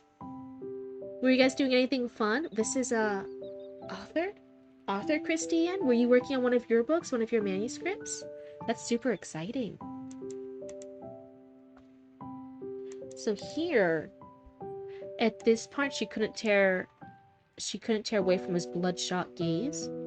I'm wondering if it would have been a good detail to have mentioned the bloodshot eyes earlier. Because so far I kind of thought he was just this really tall, giant brute of a man, but I didn't know he had any of these, like, quote-unquote flaws, anything that made him, like, creepy or uncanny as he was coming out. It's only here now that I'm getting, so I'm like, ooh, I kind of wish I got some of those creepy details or unsettling details earlier. That would have been interesting. You did lots of writing? Oh, huge congrats! I live read another writer's work. Okay, so then you guys will be kind of familiar with this. So this is a story critique stream. So you guys submit your stories, and then I read a little bit here, and I give a couple pieces of critique or advice of stuff that I notice. You guys in chat can also ask questions or give feedback and give critique. The only rule is you just gotta be nice about it, right? We don't want any assholes here. We all want to become better storytellers together. And in order to do that, we do need critique and we need things pointed out to us. But we don't need to be like a jerk about it. That's kind of the vibe here. Oh wait, did I complete? I did not complete my Raccoon Channel 6 news bit yet. I thought last stream there was mention that you guys had written something. So I don't have anything currently for Raccoon Channel 6 news. I just wanted to give you guys the time if you guys had done anything. But that's not like a rush. If there is no Raccoon Channel 6 news, then I'll just keep reading a little bit of Hidden Hearts. Short stories or chapters? It's whatever length. People submit like whole novels and stuff. I don't read the whole novel in one sitting, obviously. Anti-cryptid. Chatty Matty keeps talking to me in Spanish. Why does he keep trying to teach me this? It reminds me of my cousin El Raccoon. Oh, Chatty Matty's just practicing, that's all. But I normally read like a couple of pages. Depending on the night, it might only be like 2 to 3 pages. Sometimes it's like here where I'm like on 6 to 7 pages of someone's submission. It just kind of depends on my voice, how well my voice is doing from all the hours of yapping. But it's more kind of like until I have a good amount of stuff done that I can give you some critique and feedback on. Normally that's anywhere from like a page to a couple of pages. But yeah, you can keep, and then if you guys want me to keep reading your stuff, then you just resubmit. I've gone through multiple chapters from some people by doing that, just in the pieces of them like submitting like every few streams, they just submit the next section. I read that. You don't have to like figure out what amount that I'll read beforehand. Like Heinhardt sent the whole chapter here. I probably won't read the whole chapter in one sitting, but I've already gotten 6 pages done. You know, I kind of gauge for myself how many I read. No raccoon news yet. All good, all good. So I'll try to have it ready for next stream. I'll go have it for next stream then. Let's see. You did raid one? No, all good. You real life stuff comes first. Thank you so much for the raid. Thank you for taking care of my community. That's so nice. Thank you. Have a good night. I hope you get some good sleep. Let's see. But yeah, so this is kind of the vibe. So if you guys have any questions, if you guys have any thoughts, or you guys want to submit your own stuff in the future, hey, feel free to let us know down in the chat.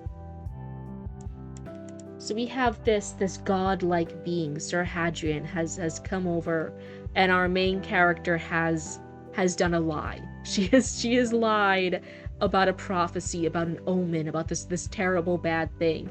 But she was just making shit up. And now everything has kind of snowballed from there, where all the deities and all the higher-ups believe her lie, and they have elevated her position because they believe she got a prophecy, she got an omen, even though she didn't, she lied. And now one of these higher beings, these godlike beings, these knights, Sir Hadrian, has appeared. And she has to like attend to him, and she's super worried. Our girl is worried. She's sweating over here that he's gonna catch her in the lie. That's how long your chapter 3 is. Oh wow. So I'm trying to write a story outline to submit, and it's kind of kicking my ass, not gonna lie. Oh no, I don't want you to be too stressed about it. It's not anything like super official. Again, if there's like another format that works better for you, you can submit it. If you already kind of have something and you just kind of want to see if it's okay the way it is, you can send me a DM over on Discord and I'll take a peek-see at it. Either tonight or tomorrow when I'm done with the dentist, and I'll see if the current format that you have is fine enough for me to understand it. Oh, thank you for the hydrate or dihydrate. Let me take a sip real quick.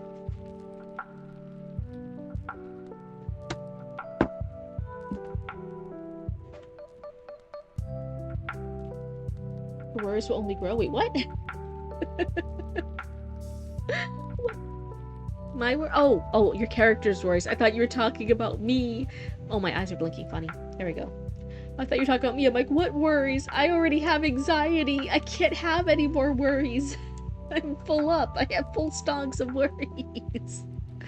Oh my god. A knight's eyes shouldn't be clouded with spidery veins. A knight still needs rest. He must have traveled hard to get here. But Lena had seen that look before, when she was sent with a sister to tend to the beggars and the poor. Those that drowned themselves in drink often bore the same glazed stare. Oh, he's drunk. He fucking drunk. You fucking meet one of the gods and the god just shows up and he's fucking drunk. Goes through it. And the form just an overly complicated story because I had fun with it. An overly complicated story. Oh no. Well, one, I'm so glad you had fun with it. That sounds really exciting. If Cryptid grows, does that mean I can too? Nope. I'm the only one that gets to get tall around here. If any of you bastards in chat get too tall, I'm stealing your kneecaps. I'm gonna go through your screen and just yoink your kneecaps right out. That's what will happen. Probably possible. Just climb a bunch of trees and hope it doesn't mess up your joints. Hold on one second. I'm gonna tell the Destiny to do something, so I'm just gonna mute my mic for a second.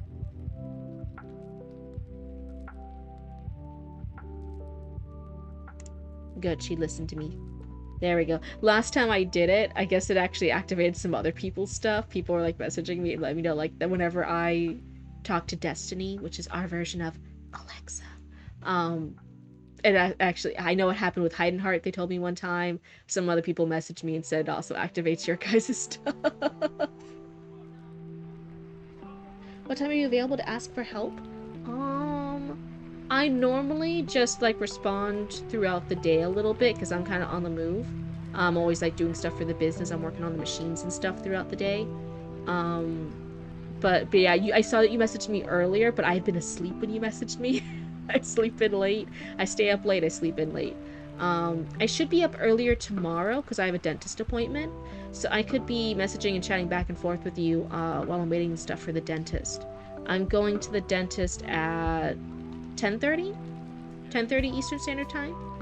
So if you message me before then, and then during the dentist appointment, as long as they're not, like, needing me to do something, I can be chatting with you then, too. And then, yeah, I just, like, yap occasionally throughout the day. Speaking of, I was yapping with Penny earlier. I got a little commission slot from Penny. Penny's gonna, draw a little... I just said surprise me. Penny was like, oh, like, what kind of emote do you want? And I'm like, just surprise me. But yeah, we're gonna get a little surprise emote from Penny. I'm really excited. If anyone else here who knows Penny VT, you guys want a little emote or something, they have their commissions open. I think I reposted their thing on Twitter, on X. I was like, you have no light labeled kitchen light. Did you mean living room light? I see. Thank you, streamer. Have a good night, creative one. 4:20 a.m. Oh, that's funny. You choose chaos. That's really early. Oh my god. It's like 8 a.m. for you? I'm getting up at 9. If you're asking for my time, I'm getting up at 9. That's when I'll be awake.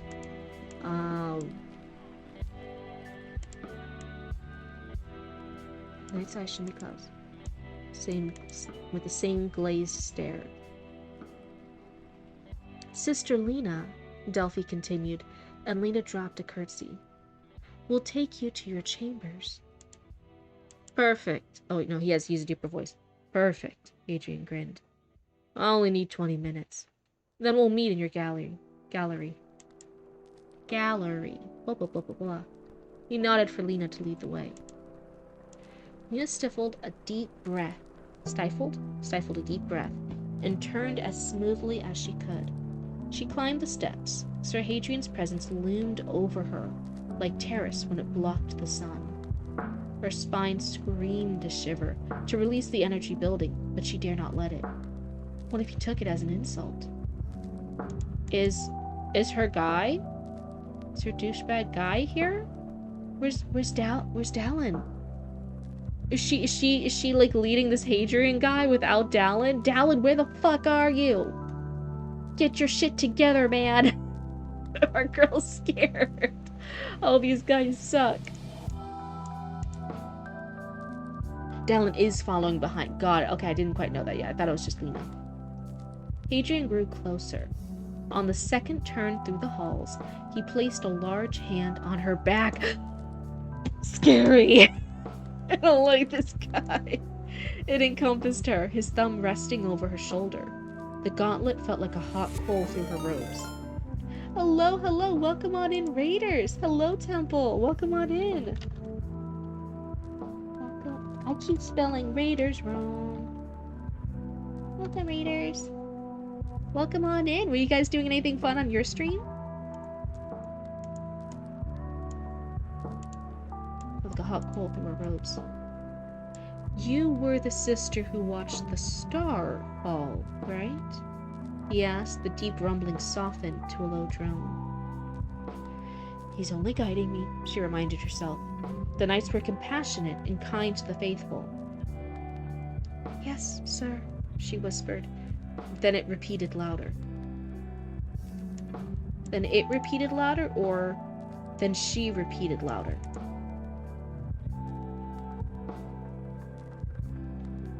Just writing? Ooh. Do we need to kill Hadrian, perhaps? Yeah, I think we just have a shit tier list of all the guys. Here we have Dallin, we have Hadrian. Most of the guys were introduced to. I'm like, put them on the chopping block. We need to make fish food. Which is good. It's good that there's a strong emotional response for me as the reader. So for me, as a reader or beta reader or any critique person saying like, oh, they don't like a character, that's not always necessarily bad. Some characters you want the readers to dislike. Here, I do have a very strong like gut reaction to these characters. So I think that's good. I think we had a good emotional pull, but we still have like our girl here. We still have Lena that we're kind of like, oh, baby girl, we need to save you. We need to keep reading to make sure you're okay. You're observant, aren't you? Lena could only nod in answer. The hand on her back grabbed at her attention, and she had to focus on keeping still, lest her squirms anger him.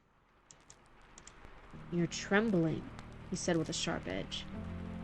The nearer to the guest quarters they got, the more Hadrian pulled Lena to him.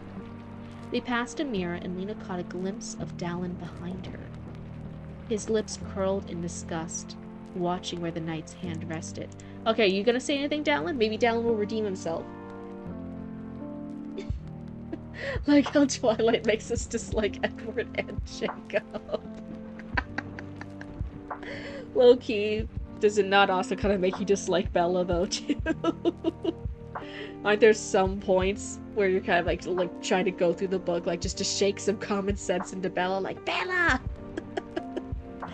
Bella, stop it! How to make a lovable but hateable villain. Well, it depends who do you want to have the emotional responses of the love and who do you want to have the emotional response for the hate.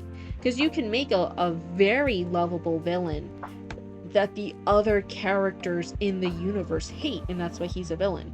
Look at Loki, right? MCU, Marvel Cinematic Universe. Look at Loki. A lot of characters in that world do not like Loki. Loki pulled some fucking shit. But the fandom, the audience of that media, right? We tend to really like Loki.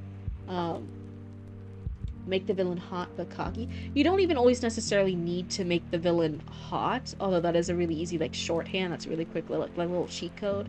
You have dear God, there's a lot of characters who are famously, right, like just in the text, they are just not attractive characters. And dear God, we still got girls. We still got girls, and everyone's swooning over them. Look at stuff like Phantom of the Opera. Look at stuff like Frankenstein's monster. Those kind of things, and how many times we reworked those stories with our particular taste in mind, even though those characters are supposed to not be conventionally attractive. It makes sense, right? Tragic backstory helps. A college student only works if they keep transferring schools. Hated by the world, loved by the fans. Got it. These men are not lovable. I want the readers to get the ick, get the creeps. Definitely getting the creeps. I'm kind of hoping, even though Dallin's an asshole, is he like maybe gonna help her out? As a reader, I'm like, oh, are you gonna help her out? Are you gonna help her out and then be an asshole? Maybe? Watching where the knight's hand rested. How long have you served, Lady Aelia? Why is he asking me so many questions? Lena chided herself internally. He is curious and cares about my well-being. She never got the chance to answer. It's her first day, Dallin said, curt and tight. Oh, thank you, Dallin. Even though you're an asshole, thank you for saying something. Thank you for breaking the tension a little bit. Finding myself repeating phrases and stuff at the moment. Well, lots of people struggle with that. That's very, very common, yeah. Need to finish this book first draft before I keep going back and editing. I'll never get past tweaking dumb stuff. Definitely, it's a lot of the hint is just get the draft done. You can edit and make stuff better once you have the first round of shit done. You can make shit into good shit, but you can't turn nothing into good shit. So definitely like focus on like, yeah, you already know all these fixes, you already know you have to do it, but just get that first draft done. Get that everything done first. I'm running out of synonyms for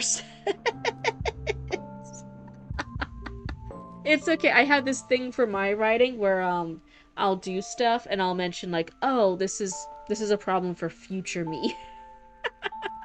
Good luck, future me. Good luck figuring out how to rephrase this.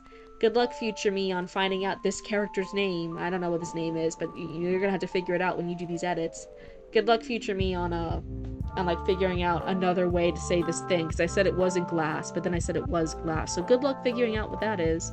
I just have these comments for future me, and then I'll look back on it and I'll be like, God damn past me. Why did you do this?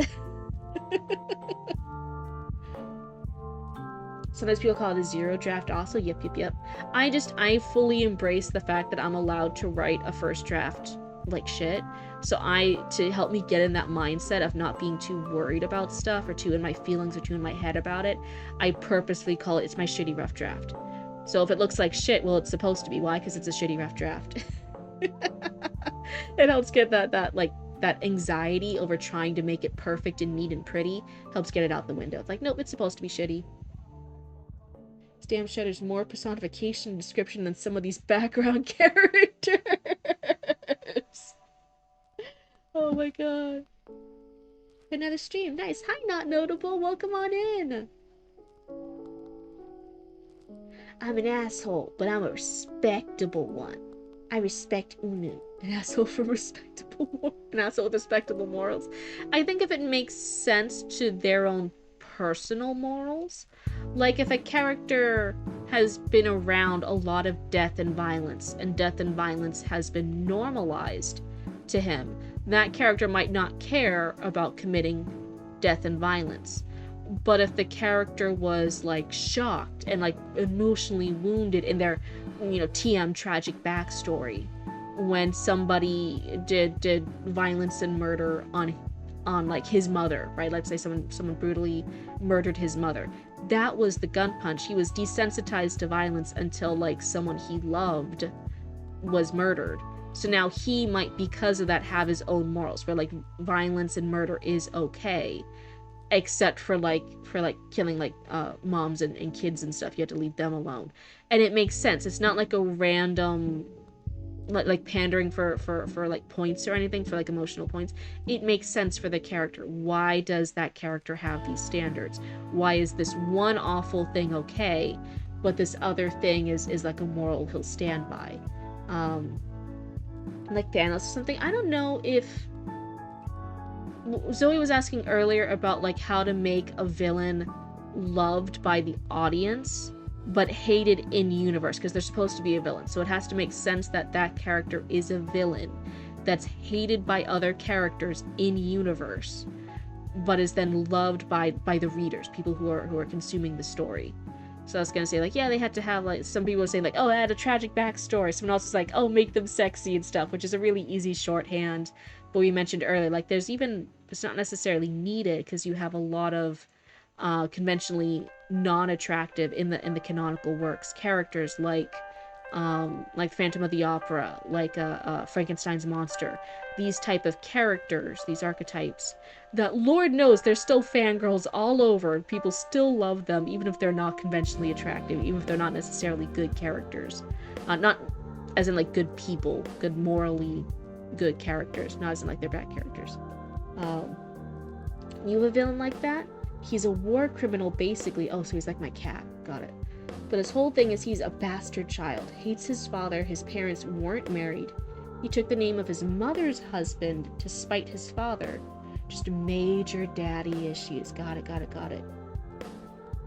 of my favorite examples of comparative character writing to make someone bad look good is Arthur Morgan. If you just write someone else so horrible, then the other person in comparison just looks good. So, not quite the same thing, but me and Mama Cryptid were talking the other day. We're watching a new show, and there's this one set of characters we really, really love. We love watching the show. We love these characters. But occasionally, it switches over to these other characters. And they're in completely different areas, so you're not even seeing, like, our main characters in these shots. But it's this, like, secondary characters and their love relationship drama and stuff. And every time they're on screen, we're just like, ugh. I I don't want to watch these characters. I don't want to see this character. I want to go back to our main characters over here. So I think it's kind of that vibe of like, oh, because the main characters are so good and so compelling, there's now this side story that every time they show the side story, I'm like, oh, I don't wanna. This is in comparison, it's bad. Even though on its own it would probably be a great story. I just want to go back to the main characters.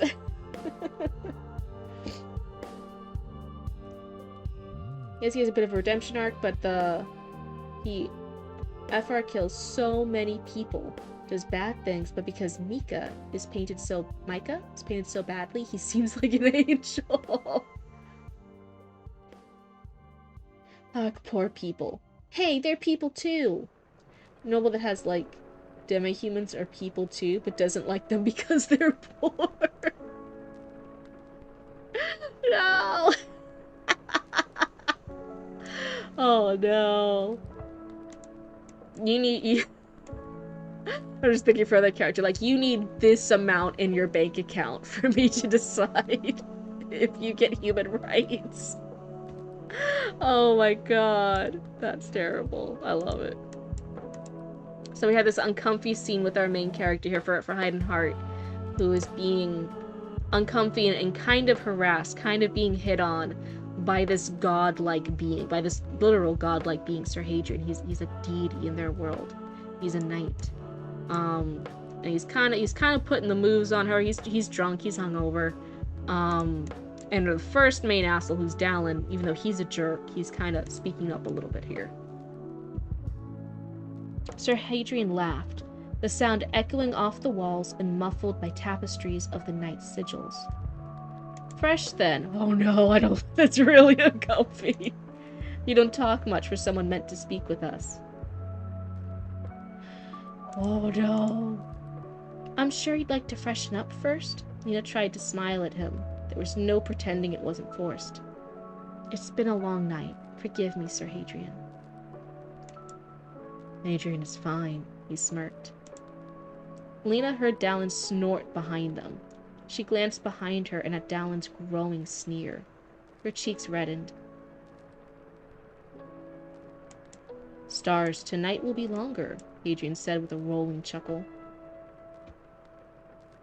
Oh, it's been a long night. Stars, tonight will be longer, Hadrian said with a rolling chuckle. Oh, I don't like it. Oh, like, not as in like it's bad. I'm saying over here, like, you want the readers here to be uncomfortable because Hadrian is being uncomfortable. So I'm verbally over here confirming, like, oh yeah, this is the response you want from the readers. I don't like Hadrian. He's so uncomfy. A spike ran down Lena's back. Her skin crawled and she pulled away from Hadrian. His hand followed her and guided her back until she brushed his thigh.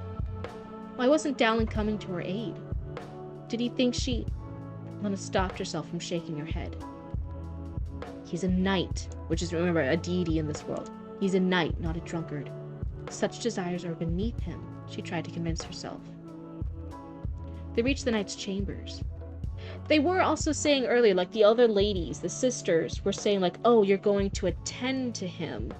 Which, in the back of my head, I'm like, huh, that could almost have, like, a sexy connotation to it. That she's, like, gonna attend and meet his needs and stuff. In, like, the sexy way, in, like, the grown-up way. But I was like, oh, no, probably not this. But now I'm wondering, were the ladies assuming that she is gonna sleep with Sir Hadrian? Fresh then, oh no, right? Like, he's so uncomfy. This is so good at portraying him as, like, this is an uncomfy, safe guy. I wonder, do the ladies mean that she's supposed to sleep with him? And it's just Lena over here who's just in the dark and not aware that that's what they were setting her up to do. They reached the knight's chambers. Hadrian's hand... What? Hold on one second, I thought I heard something. Huh, I guess it was nothing. They reached the knight's chambers. Hadrian's hand dropped for a heartbeat before he removed it. Lena felt relief, but it was short-lived as he shot his arm out and trapped her against the wall. Oh no. There's a name for that move, right? where like the girls over here, it's like in K and C dramas, right? Where I think mostly Japanese style mangas and stuff, where like the girl's over here and then the guy poof shoots out the arm and kind of traps her. There's a name for that move. I forget what it is. You don't like the guy, but that just means hide in here wrote him well. Yeah, yeah, yeah. You have good manners, he said, and leaned down close to her. I'll bet you're more obedient than the last one. Someone come be! Hadrian stood up and walked into his room. The door closed with a heavy thud. Okay, he didn't drag her in. I was getting worried, like, is he just gonna drag her in? Lena let out a long breath and leaned against the wall. You could have stepped back, Dallin said from the other side of the hall. His lance strapped to his back gently knocked the table next to him, and the fresh flowers placed there wobbled. Lena watched as the vase settled, like the words in her head. He was blaming her? I tried. I didn't...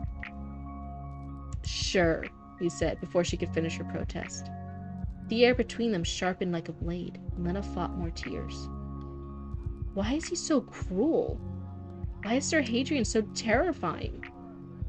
Here, I think we lost the voice a little bit. This doesn't quite sound like how Lena was speaking before. It doesn't sound quite like her personal voice. Instead of saying, like, why is he so cruel? That sounds a little bit older. That sounds like someone a little bit older, more mature, even more old-timey, like, thinking of that phrase. Why is Sir Hadrian so terrifying? Sometimes when we have these internal thoughts, they're a little bit more... They should be like the most pure version of Lena's voice. And Lena is younger. She's been kind of thrust into this position of power. A little too ahead here. She's kind of a floundering fish here. She's fish out of water. So even something like, not exactly like this, you don't have to like take my word for it, because I'm probably going to fuck up the phrasing of it too. But like the vibe of why is he being such an asshole?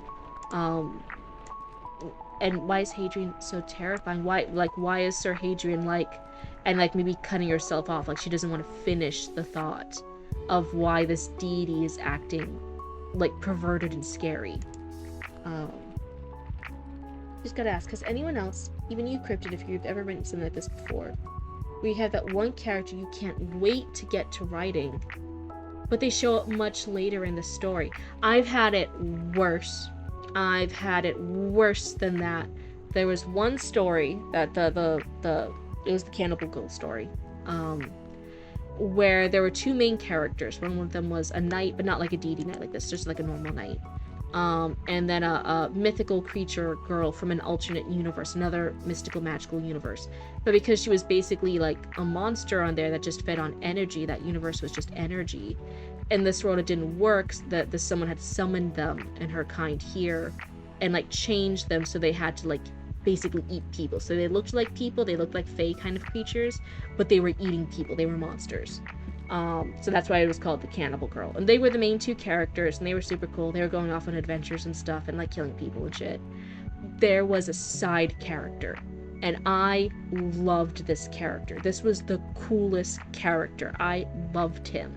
He was a serial killer who was he had both like fighting skills and magic skills, but he was a very polite serial killer. He was super focused on etiquette, to the point where that was his thing. If you were rude, if you were an asshole, that was why he murdered you. So he was kind of like the vibe of Hannibal Lecter, of like eat the rude, except he would just murder you, he would kill the rude. Very posh, very funny, charismatic, like serial killer dude. I loved him. I loved this character. And I made him show up earlier than he was supposed to, and I wrote all these cool scenes about him. And in the end, the ending was impacted by him. Like, the big bad was defeated by him. Everything happened, everything like this. Everything was revolving around him. And then I got there and I was like, wait, this was supposed to be a side character.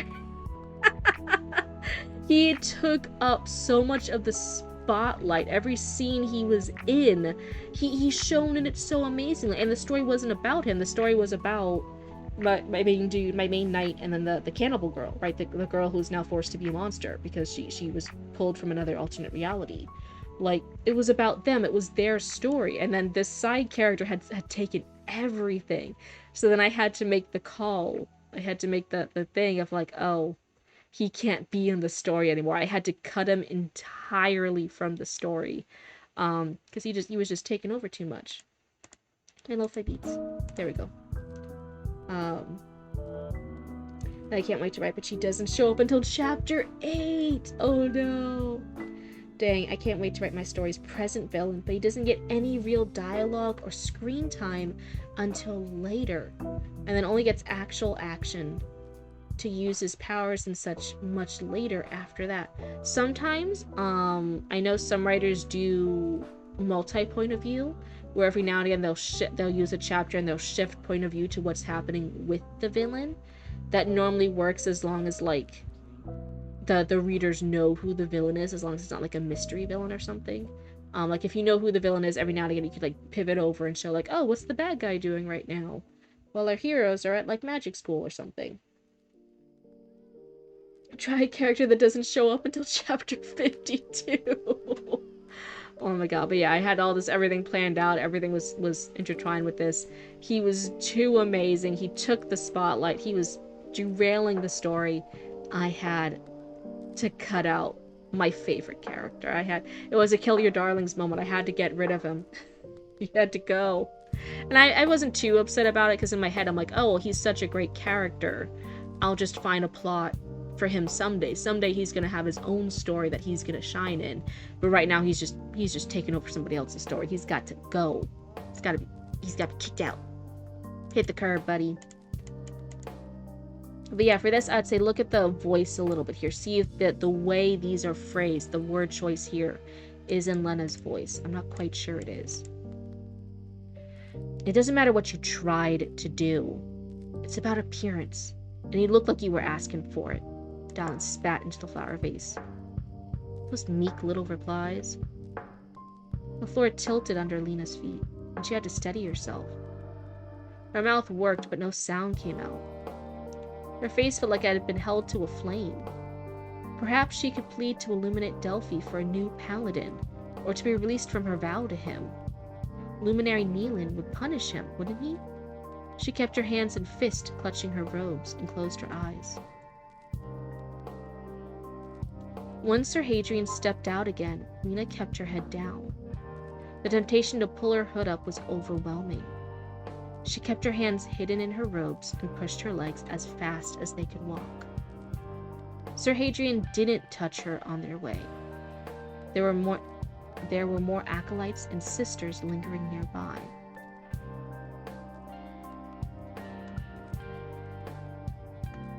Something like that. One of the story's main cast members originates from a previous idea that was just horribly unoriginal.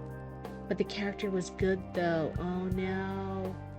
For me, it's because the story is split into 3 acts, each with its own set of protagonists. So there are some people I damn love, but it'll be so long until I can touch them. Oh no. Have that little story outline ready on the side, so at least you got to like outline and like plan what's gonna happen with your characters. That sometimes gets the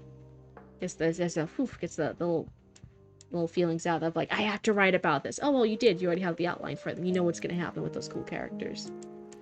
At least that's how it works for me. I don't know. Illuminate Delphi waited for them on the gallery balcony. As she and Sir Hadrian discussed a plan of what to do, Lena was ignored. She stood at Lady Alia's feet and pressed her hand to the cool stone. With her other hand, she curled a fist to her chest. The faint thrum of her spark hummed with her heartbeat. The T here is capitalized, but I don't think it should be. Hadrian was all smiles now, with boisterous promises to deal with whatever fell. Here, I wish I wanted to again kind of have the feeling of Dallin. Dallin's kind of our first introduced antagonist, and he's kind of a secondary antagonist in this scene. As far as like how much bad shit is being piled onto Lena right now. But as soon as like Hadrian's kind of in the picture, we kind of forget about him a bit. So I kind of want that to go back into the scene of like remembering, like as she's walking by and she's feeling uncomfy, and she's hyper aware of other people nearby, and that Sir Hadrian isn't touching her this time, which is a good thing. Like the footsteps, it's the footsteps behind her of Hadrian and Dallin, both of them judging her, both of them looking at her. Neither of them good people. I kind of want that emphasis here that she has two people she's hyper aware of during this walk, and that's what makes it so like agonizing. What sucks is I have so many plans for the protagonist and antagonist to fight, but I can't actually get to that until a while. Oh no! So I can only really use the other set of antagonists until I can get to the main one. The others are cool, but it sucks I gotta set up the hatred between the protagonist and the main antagonist, and only then can I actually get to the fun conflict. I'm like, is there any way you could set it up sooner? Could you tweak your plot at all to have that conflict be happening earlier? I know you said it's intentional, it's this 3-act structure. What if you're, as the writer, really, really interested in just hurrying through all the stuff to get to that scenes? Well, do you think the readers would also be really interested in just getting to those scenes and having that conflict earlier? It's just something to think about in the back of your brain. You know your story best, but it's just something to keep in the back of your head. Hadrian was all smiles now, with boisterous promises to deal with whatever fell. Delphi beamed at him, her voice shaky. That's interesting. Lena wanted to throw up. Sister Lena, Delphi said after some time. Lena turned toward the illuminate in the night. You and Dallin will accompany Sir Hadrian to the star. No, Delphi! Delphi, why are you fucking throwing us under the bus? Delphi's gray gaze flicked up to Hadrian and back to Lena with a frown. Was it sympathy, or was it contempt? Lena couldn't even tell anymore. She just nodded and bent her knees to the both of them. We're leaving now, Hadrian said. Fuck you, asshole! Oh no! This got me. This got me as far as like the motivation to keep reading, like how motivated, because I want to keep reading. I want to find out like how the fuck is Lena gonna stay away from this dude. I am like compelled. I am like locked in. I'm in the zone here. I need to, like the stakes here. One, there's the bigger stuff, right? There's the bigger overarching stuff of the star, like what's going on with the star, this bad omen, what's happening here. Everyone else is treating this very seriously. But then there's the more immediate threat here, the more immediate presence of, one, like Lena having been worried about being caught in her lie in the first chapter, and then being stuck with this Dallin dude and things not going to plan. And then here, it furthers that momentum of like, oh, this Hadrian guy is introduced. It's one of the knights. It's one of the deities. Is her lie gonna be found out? And then it instantly pivots instead to like, no, her lie is not found out, but she still has to get through this ordeal. And I am like locked in. I am like emotionally invested into finding out what's gonna happen next. So I think as far as like a reader engagement here, this is really, really strong. I want to read what happens next. Oh, sorry, I was getting confused with people. I'm sorry, Notable. I'm glad to get your thoughts on this, because I have had a couple of others read that scene, but they were men, and I want a woman's thought as well. It's good to know that the universal opinion of this chapter is ew. Makes me feel confident. Yeah. Let me see, anything else here with the ew? I had that one line of like, oh, like this should be more in Lena's voice. That's where like it changes a smidgen.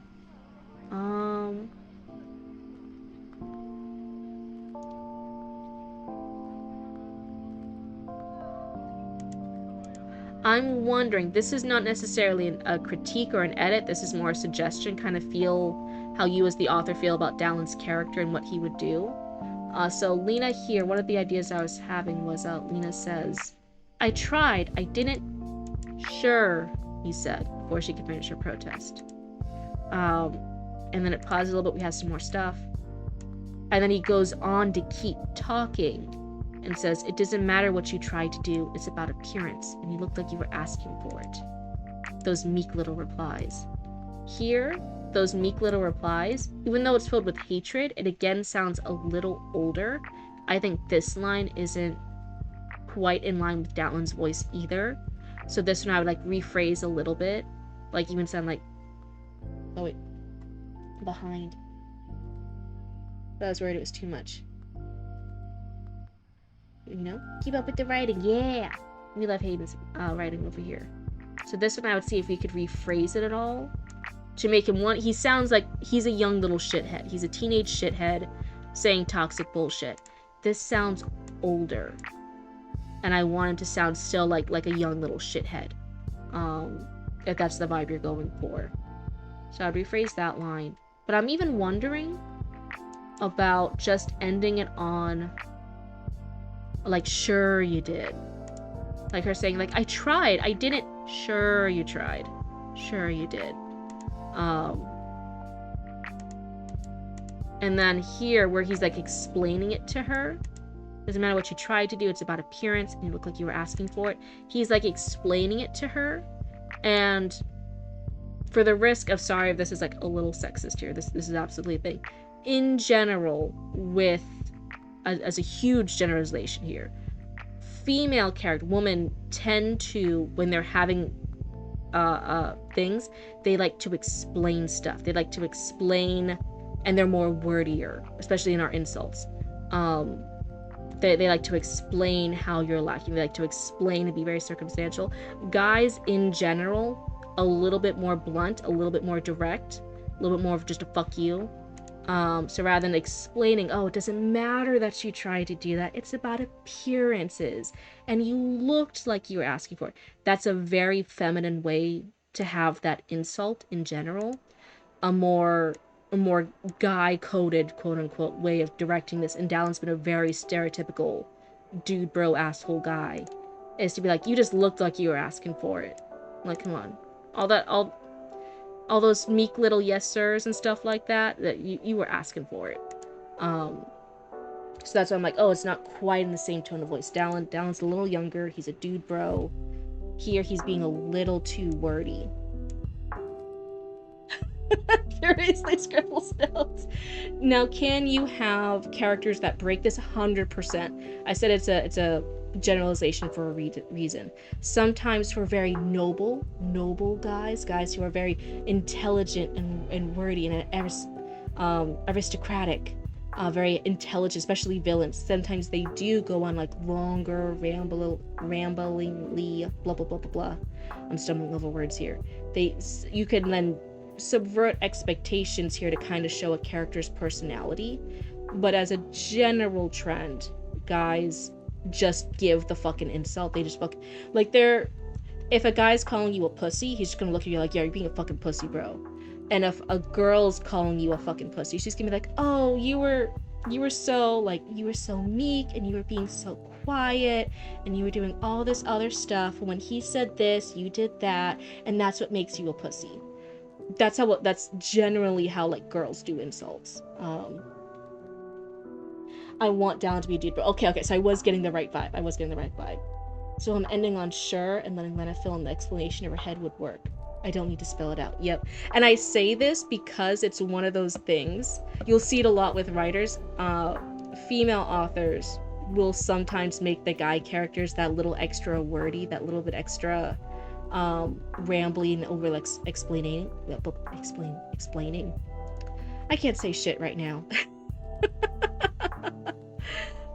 And all the guy characters, sometimes when guys then read the books, they don't connect with the male characters because they don't quote unquote sound like a guy. They don't sound like them, even though they're supposed to relate to the characters. And then conversely, right, when guys write a lot of when guy authors sometimes write girl characters, woman complain, there's that trope of like she breasted boobily down the stairs, right? They're very woman brain, very stereotypes, very stereotypical.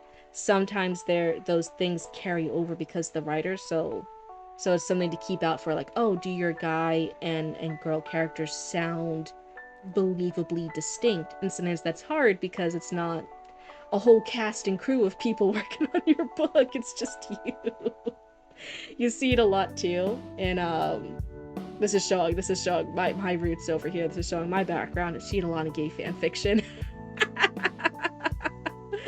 Very, very wordy, rambly, deep, poetic deep meaning like gay porn. So funny. You personally like having a mix of generalized and more unique characters. Like you can have a more common woman character while also having a strong woman, or a man who's aggressive in his speech and another that explains and such. Yep. It's just like knowing what those generalizations are. Like once you know the tools, then you can play with the tools, kind of thing. But if someone doesn't explain the tools to you, it's really hard to be like, what do you mean I need to make this character more like a guy? Or what do you mean this character doesn't feel like a woman? Like what's happening here? Why isn't this clicking?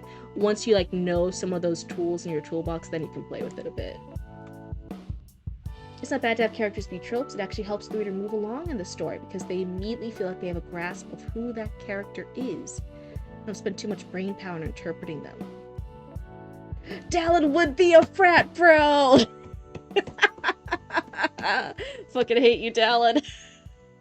Running a 2.5 GP at university on daddy's paycheck. He also, like, he kind of feels like he has, like, an older brother that's, like, a better, cooler older brother, and he's desperately trying to, like, catch up and be more of a cool guy than the older brother. Like, he has a little bit of a complex that he's not as cool as him. So, like, if his older brother was, like, the star student and the star athlete and, like, had all the girlfriends and got to, like, bang all the hot chicks at school and like did all this cool stuff and got to stay up late, then Dallin's over here like, yeah, like I'm gonna be a knight and I'm gonna be the stuff, and I want to sleep with a girl and stuff, and I want to go to the party and do things, and I don't want to do all these lame tasks because I bet my brother's not doing these lame tasks. He's over there doing like cooler guy shit. He kind of like has that vibe. He has that chip on his shoulder that like a lot of like younger brothers with a complex kind of have. I know that's like really particular and maybe no one understands that vibe, but being a cryptid woman who has dated a few guys in the past, there's like that type, there's that vibe that happens. You have a character idea? A character that is a snobbish rich character, but the only way for them to respect you is being rich. And a lot of people in the world hated him for being a classist. But they have an assistant that follows them, and it's the main character. They are trans femme, and the only person that ever saw them as who they are is the snobbish rich person. Aww. And the reason that they are motivated and haven't had end of their life is because the day they met is the day where about to end themselves, as a snobbish rich person talked them out, as they did some speech if they want to respect them and other people like them. Is being rich. So they became their assistant to be rich like them. Being someone else's assistant to be rich is it's a strategy. I'll be working class so I can be rich. I can't even talk too much shit about it because Lord knows that's what I'm desperately trying to do, so. To quote Dracula from Hotel Transylvania, do the man. In a story, the Terran nobles will send their sons to temple to become paladins as a status symbol. He's a fucking... He's got that... Did I finish this? Yes I did. He's got that little dog energy.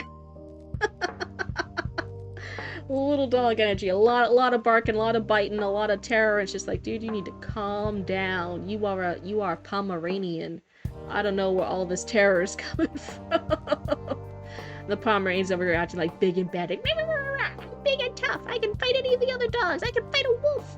It's like, peace and love, buddy. You would be so much more adorable if you shut up. If you didn't talk, you would be so lovable. Oh, hey, brothers. Thank you so much. Thank you for the sub. I thought...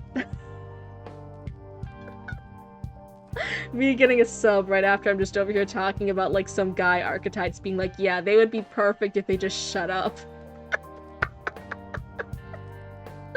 Oh, no. Legendary Defenders, the one I watched. Oh, okay. They get paying generously. Oh, you've never seen Voltron? Roots watched Voltron. Roots was a huge fan of Voltron. I didn't watch Voltron. And then I think everyone in the Voltron fandom was sad, and then I was justified for why I never watched Voltron, because everyone else who watched Voltron had depression. And I already had depression, so I didn't need that shit. Doing a torture scene right now. You killed a player the other day. Life's good. That's fantastic. Do you think the torture scene's gonna end in another player dead? You can be on a killing spree right now, brothers. Brothers, you could be on a killing spree. In the game. For Twitch listening in the game, you could be on a killing spree. You could get so many of them. Oh, it's just an NPC. That's not as fun. It's more fun when the players are over there like, no,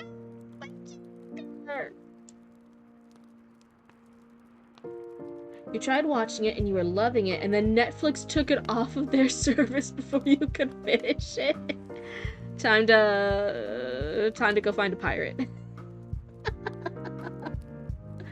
Oh my god. If it makes anyone feel better, I can give a spoiler about what happens to these two. Oh, yeah, go ahead. I always say, like, saying spoilers here isn't, like, really a spoiler. Us, as critique partners, or as beta readers, or as editors, knowing where a writer's going with something can help make sure that, like, when we're reading the earlier stages, that all the train tracks are still leading that way. They get their comeuppance. Nice. Dallin's gonna get what he fucking deserves. Hadrian's gonna get what he fucking deserves. I'm still wondering, would you mind giving another spoiler too?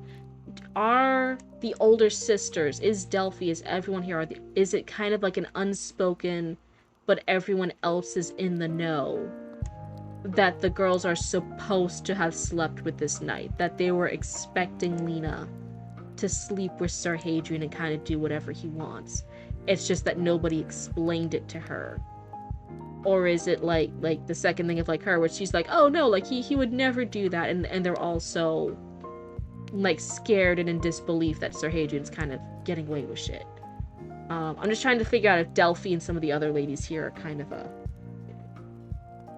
Delphi and the sisters that serve Hadrian know about it. I fucking knew it, Delphi. I knew you were full of shit. I knew I had a reason to dislike you. Fuck you. I'm over here like, God, they served up this girl on a goddamn silver platter to this creepo, to this perv. In the first chapter, Delphi says, I'm sorry, you'll be attending whoever comes. So then is this kind of common for all of the knights then? Because they didn't know specifically that Hadrian was coming. If it was whoever comes, then this might have even happened to her regardless of which knight showed up. Oh, that's so sad. Lena, I'm so sorry. You're gonna go through a lot of shit, but that builds character. In our character-driven stories. Oh my god, Delphi! Delphi fucking knew. 16,000, ooh woo! 16,000 roots coins, nice! I love it. I love to see it. So I don't have any Raccoon Channel 6 news today. I will work on that tomorrow to have for next stream. And what I am considering is... to say it out loud would be blasphemy. Okay, so like, yeah, that's what I said. It's like everyone's in the know, but you can't actually say it. But the knights they're all aloof pieces of shit. They don't see people as people. Oh no. I hope Lena gets to shank him. I hope she gets to shake him when the sun don't side. Oh my god. I hope we get to push Delphi off the bridge too. In the game. In the game, Twitch, please don't yell at me. We're talking about characters, please. But no, I think those would be really great. It did have a strong emotional impact. I think the only things, again, that Darrell was like, oh, just double check voice sometimes for, like, individual phrases, how they're phrasing it. But, I'm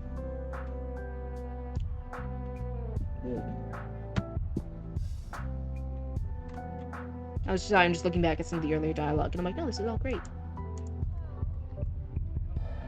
Yeah, I really liked it. I think this is good. Was there anything in particular? Let me double check. That you wanted me to look at this, that you were worried about for this chapter? Otherwise, I think that I gave my general feedback, but this is really strong. Sentence variety. Okay, let's take a look here. Let's take a look-see.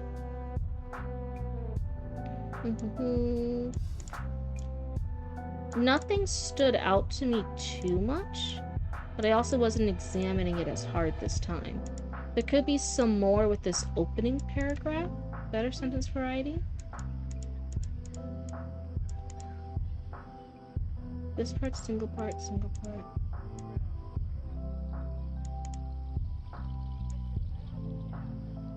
Good to know whichever knight appeared. This one seems pretty good.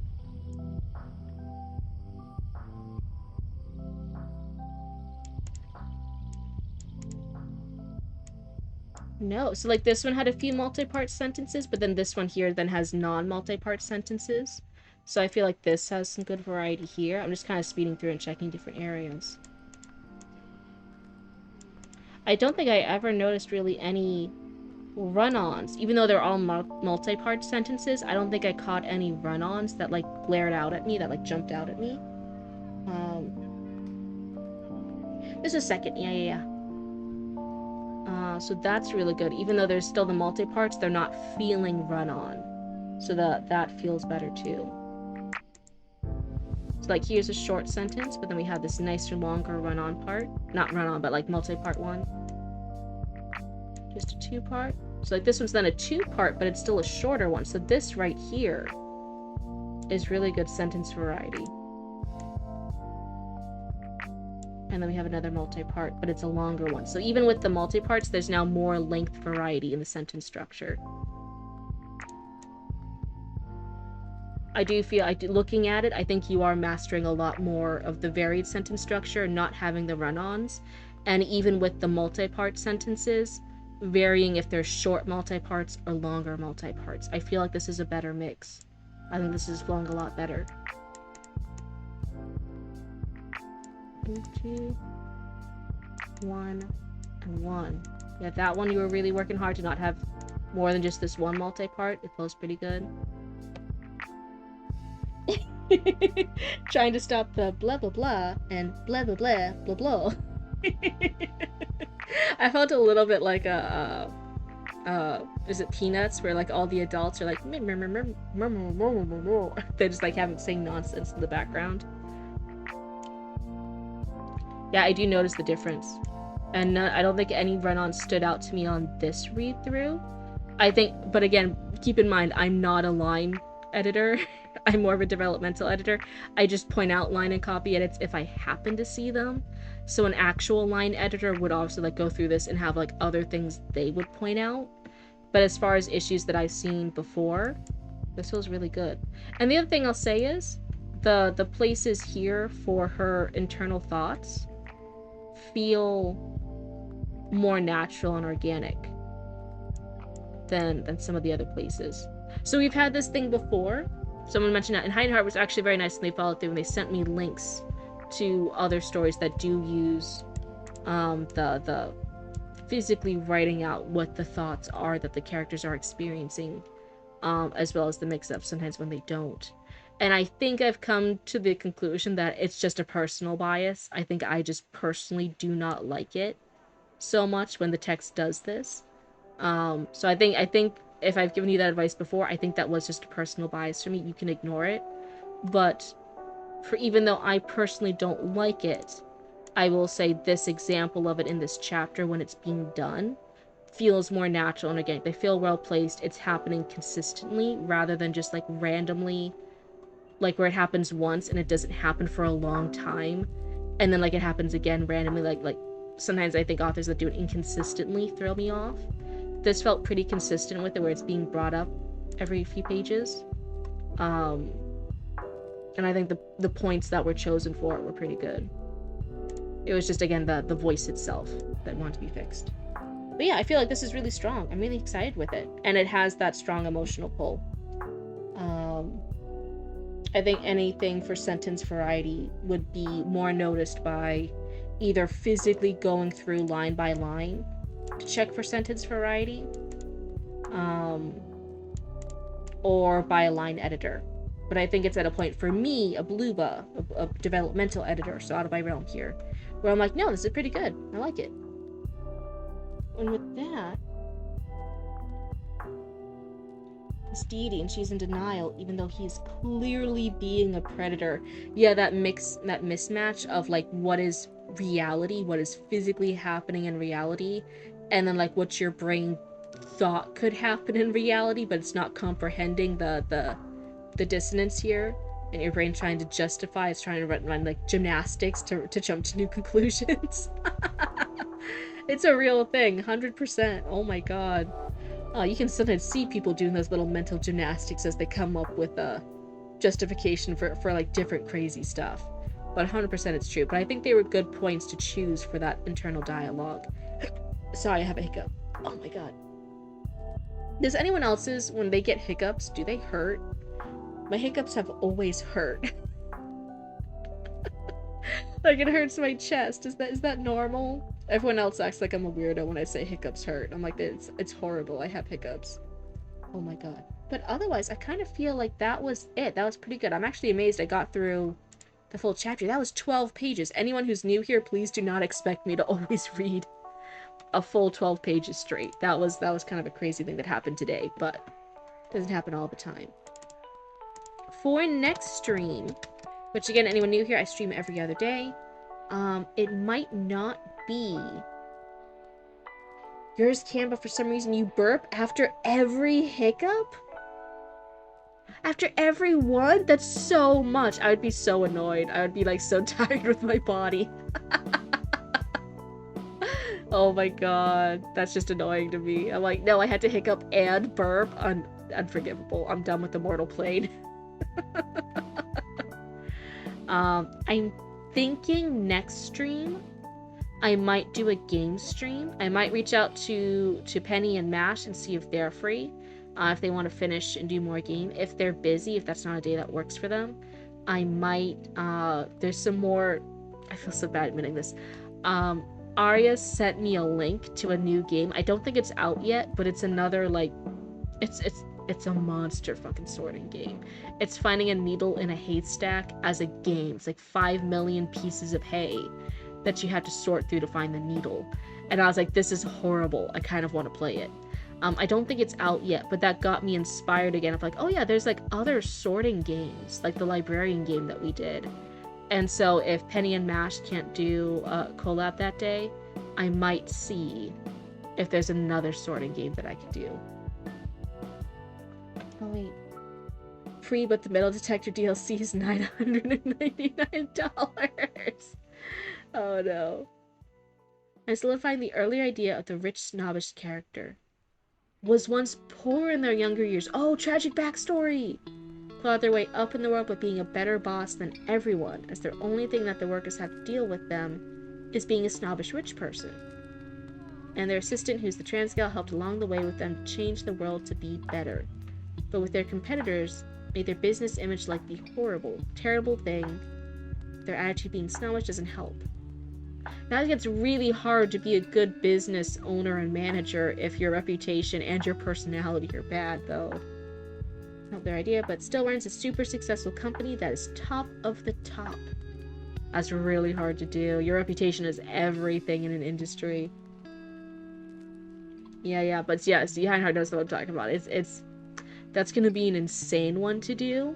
I'm not even sure if I could do that one on stream, or if it's just something that I record and just brute force my way through it and just save it as like a YouTube video.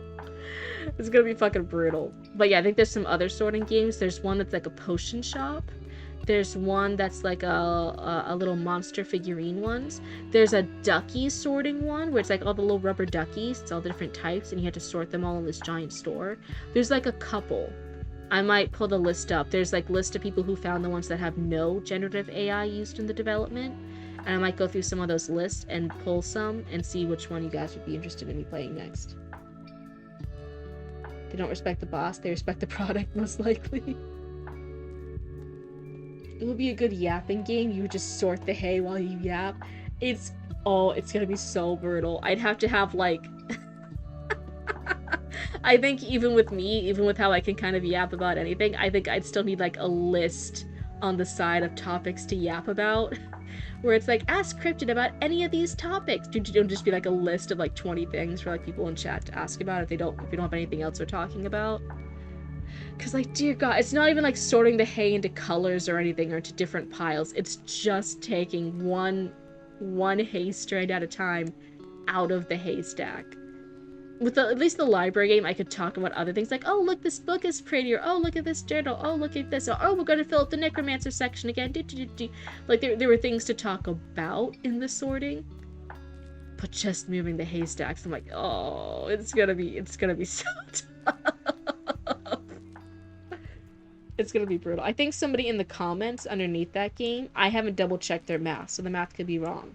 But they said if it's one strand of hay in the 5 million pieces of haystack, if it's one strand per second, it's gonna take something like weeks to go through the whole haystack. So you just took Steam. I'm apparently friends with Slenderman. Didn't know when that happened. Don't look behind you. Slenderman's always right there. Don't do it. Don't make eye contact. Don't look behind you. Anyway. Now that not notable at all is totally not gonna die from Slenderman. They're totally gonna be fine. I think I'm gonna go ahead and end stream here. But thank you guys so much for submitting. Thank you guys so much for sharing your stories with me and being brave raccoons who submit your story. I know on a Twitch live stream it can be really, really scary. So everyone who does submit, you guys are such wonderful, brave raccoons. It takes a lot of guts to get critique, let alone critique on a live stream. I know that can be a bit nerve-wracking.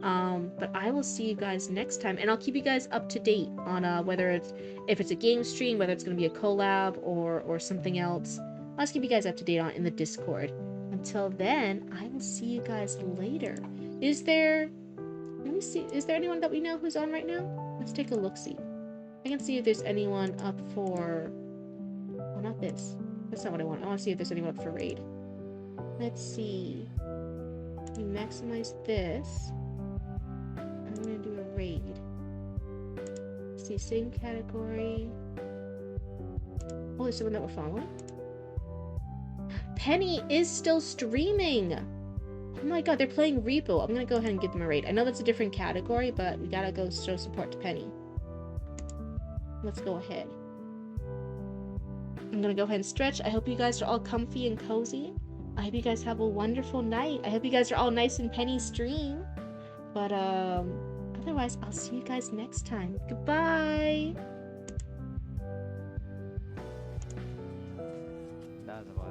Oh, you can throw it.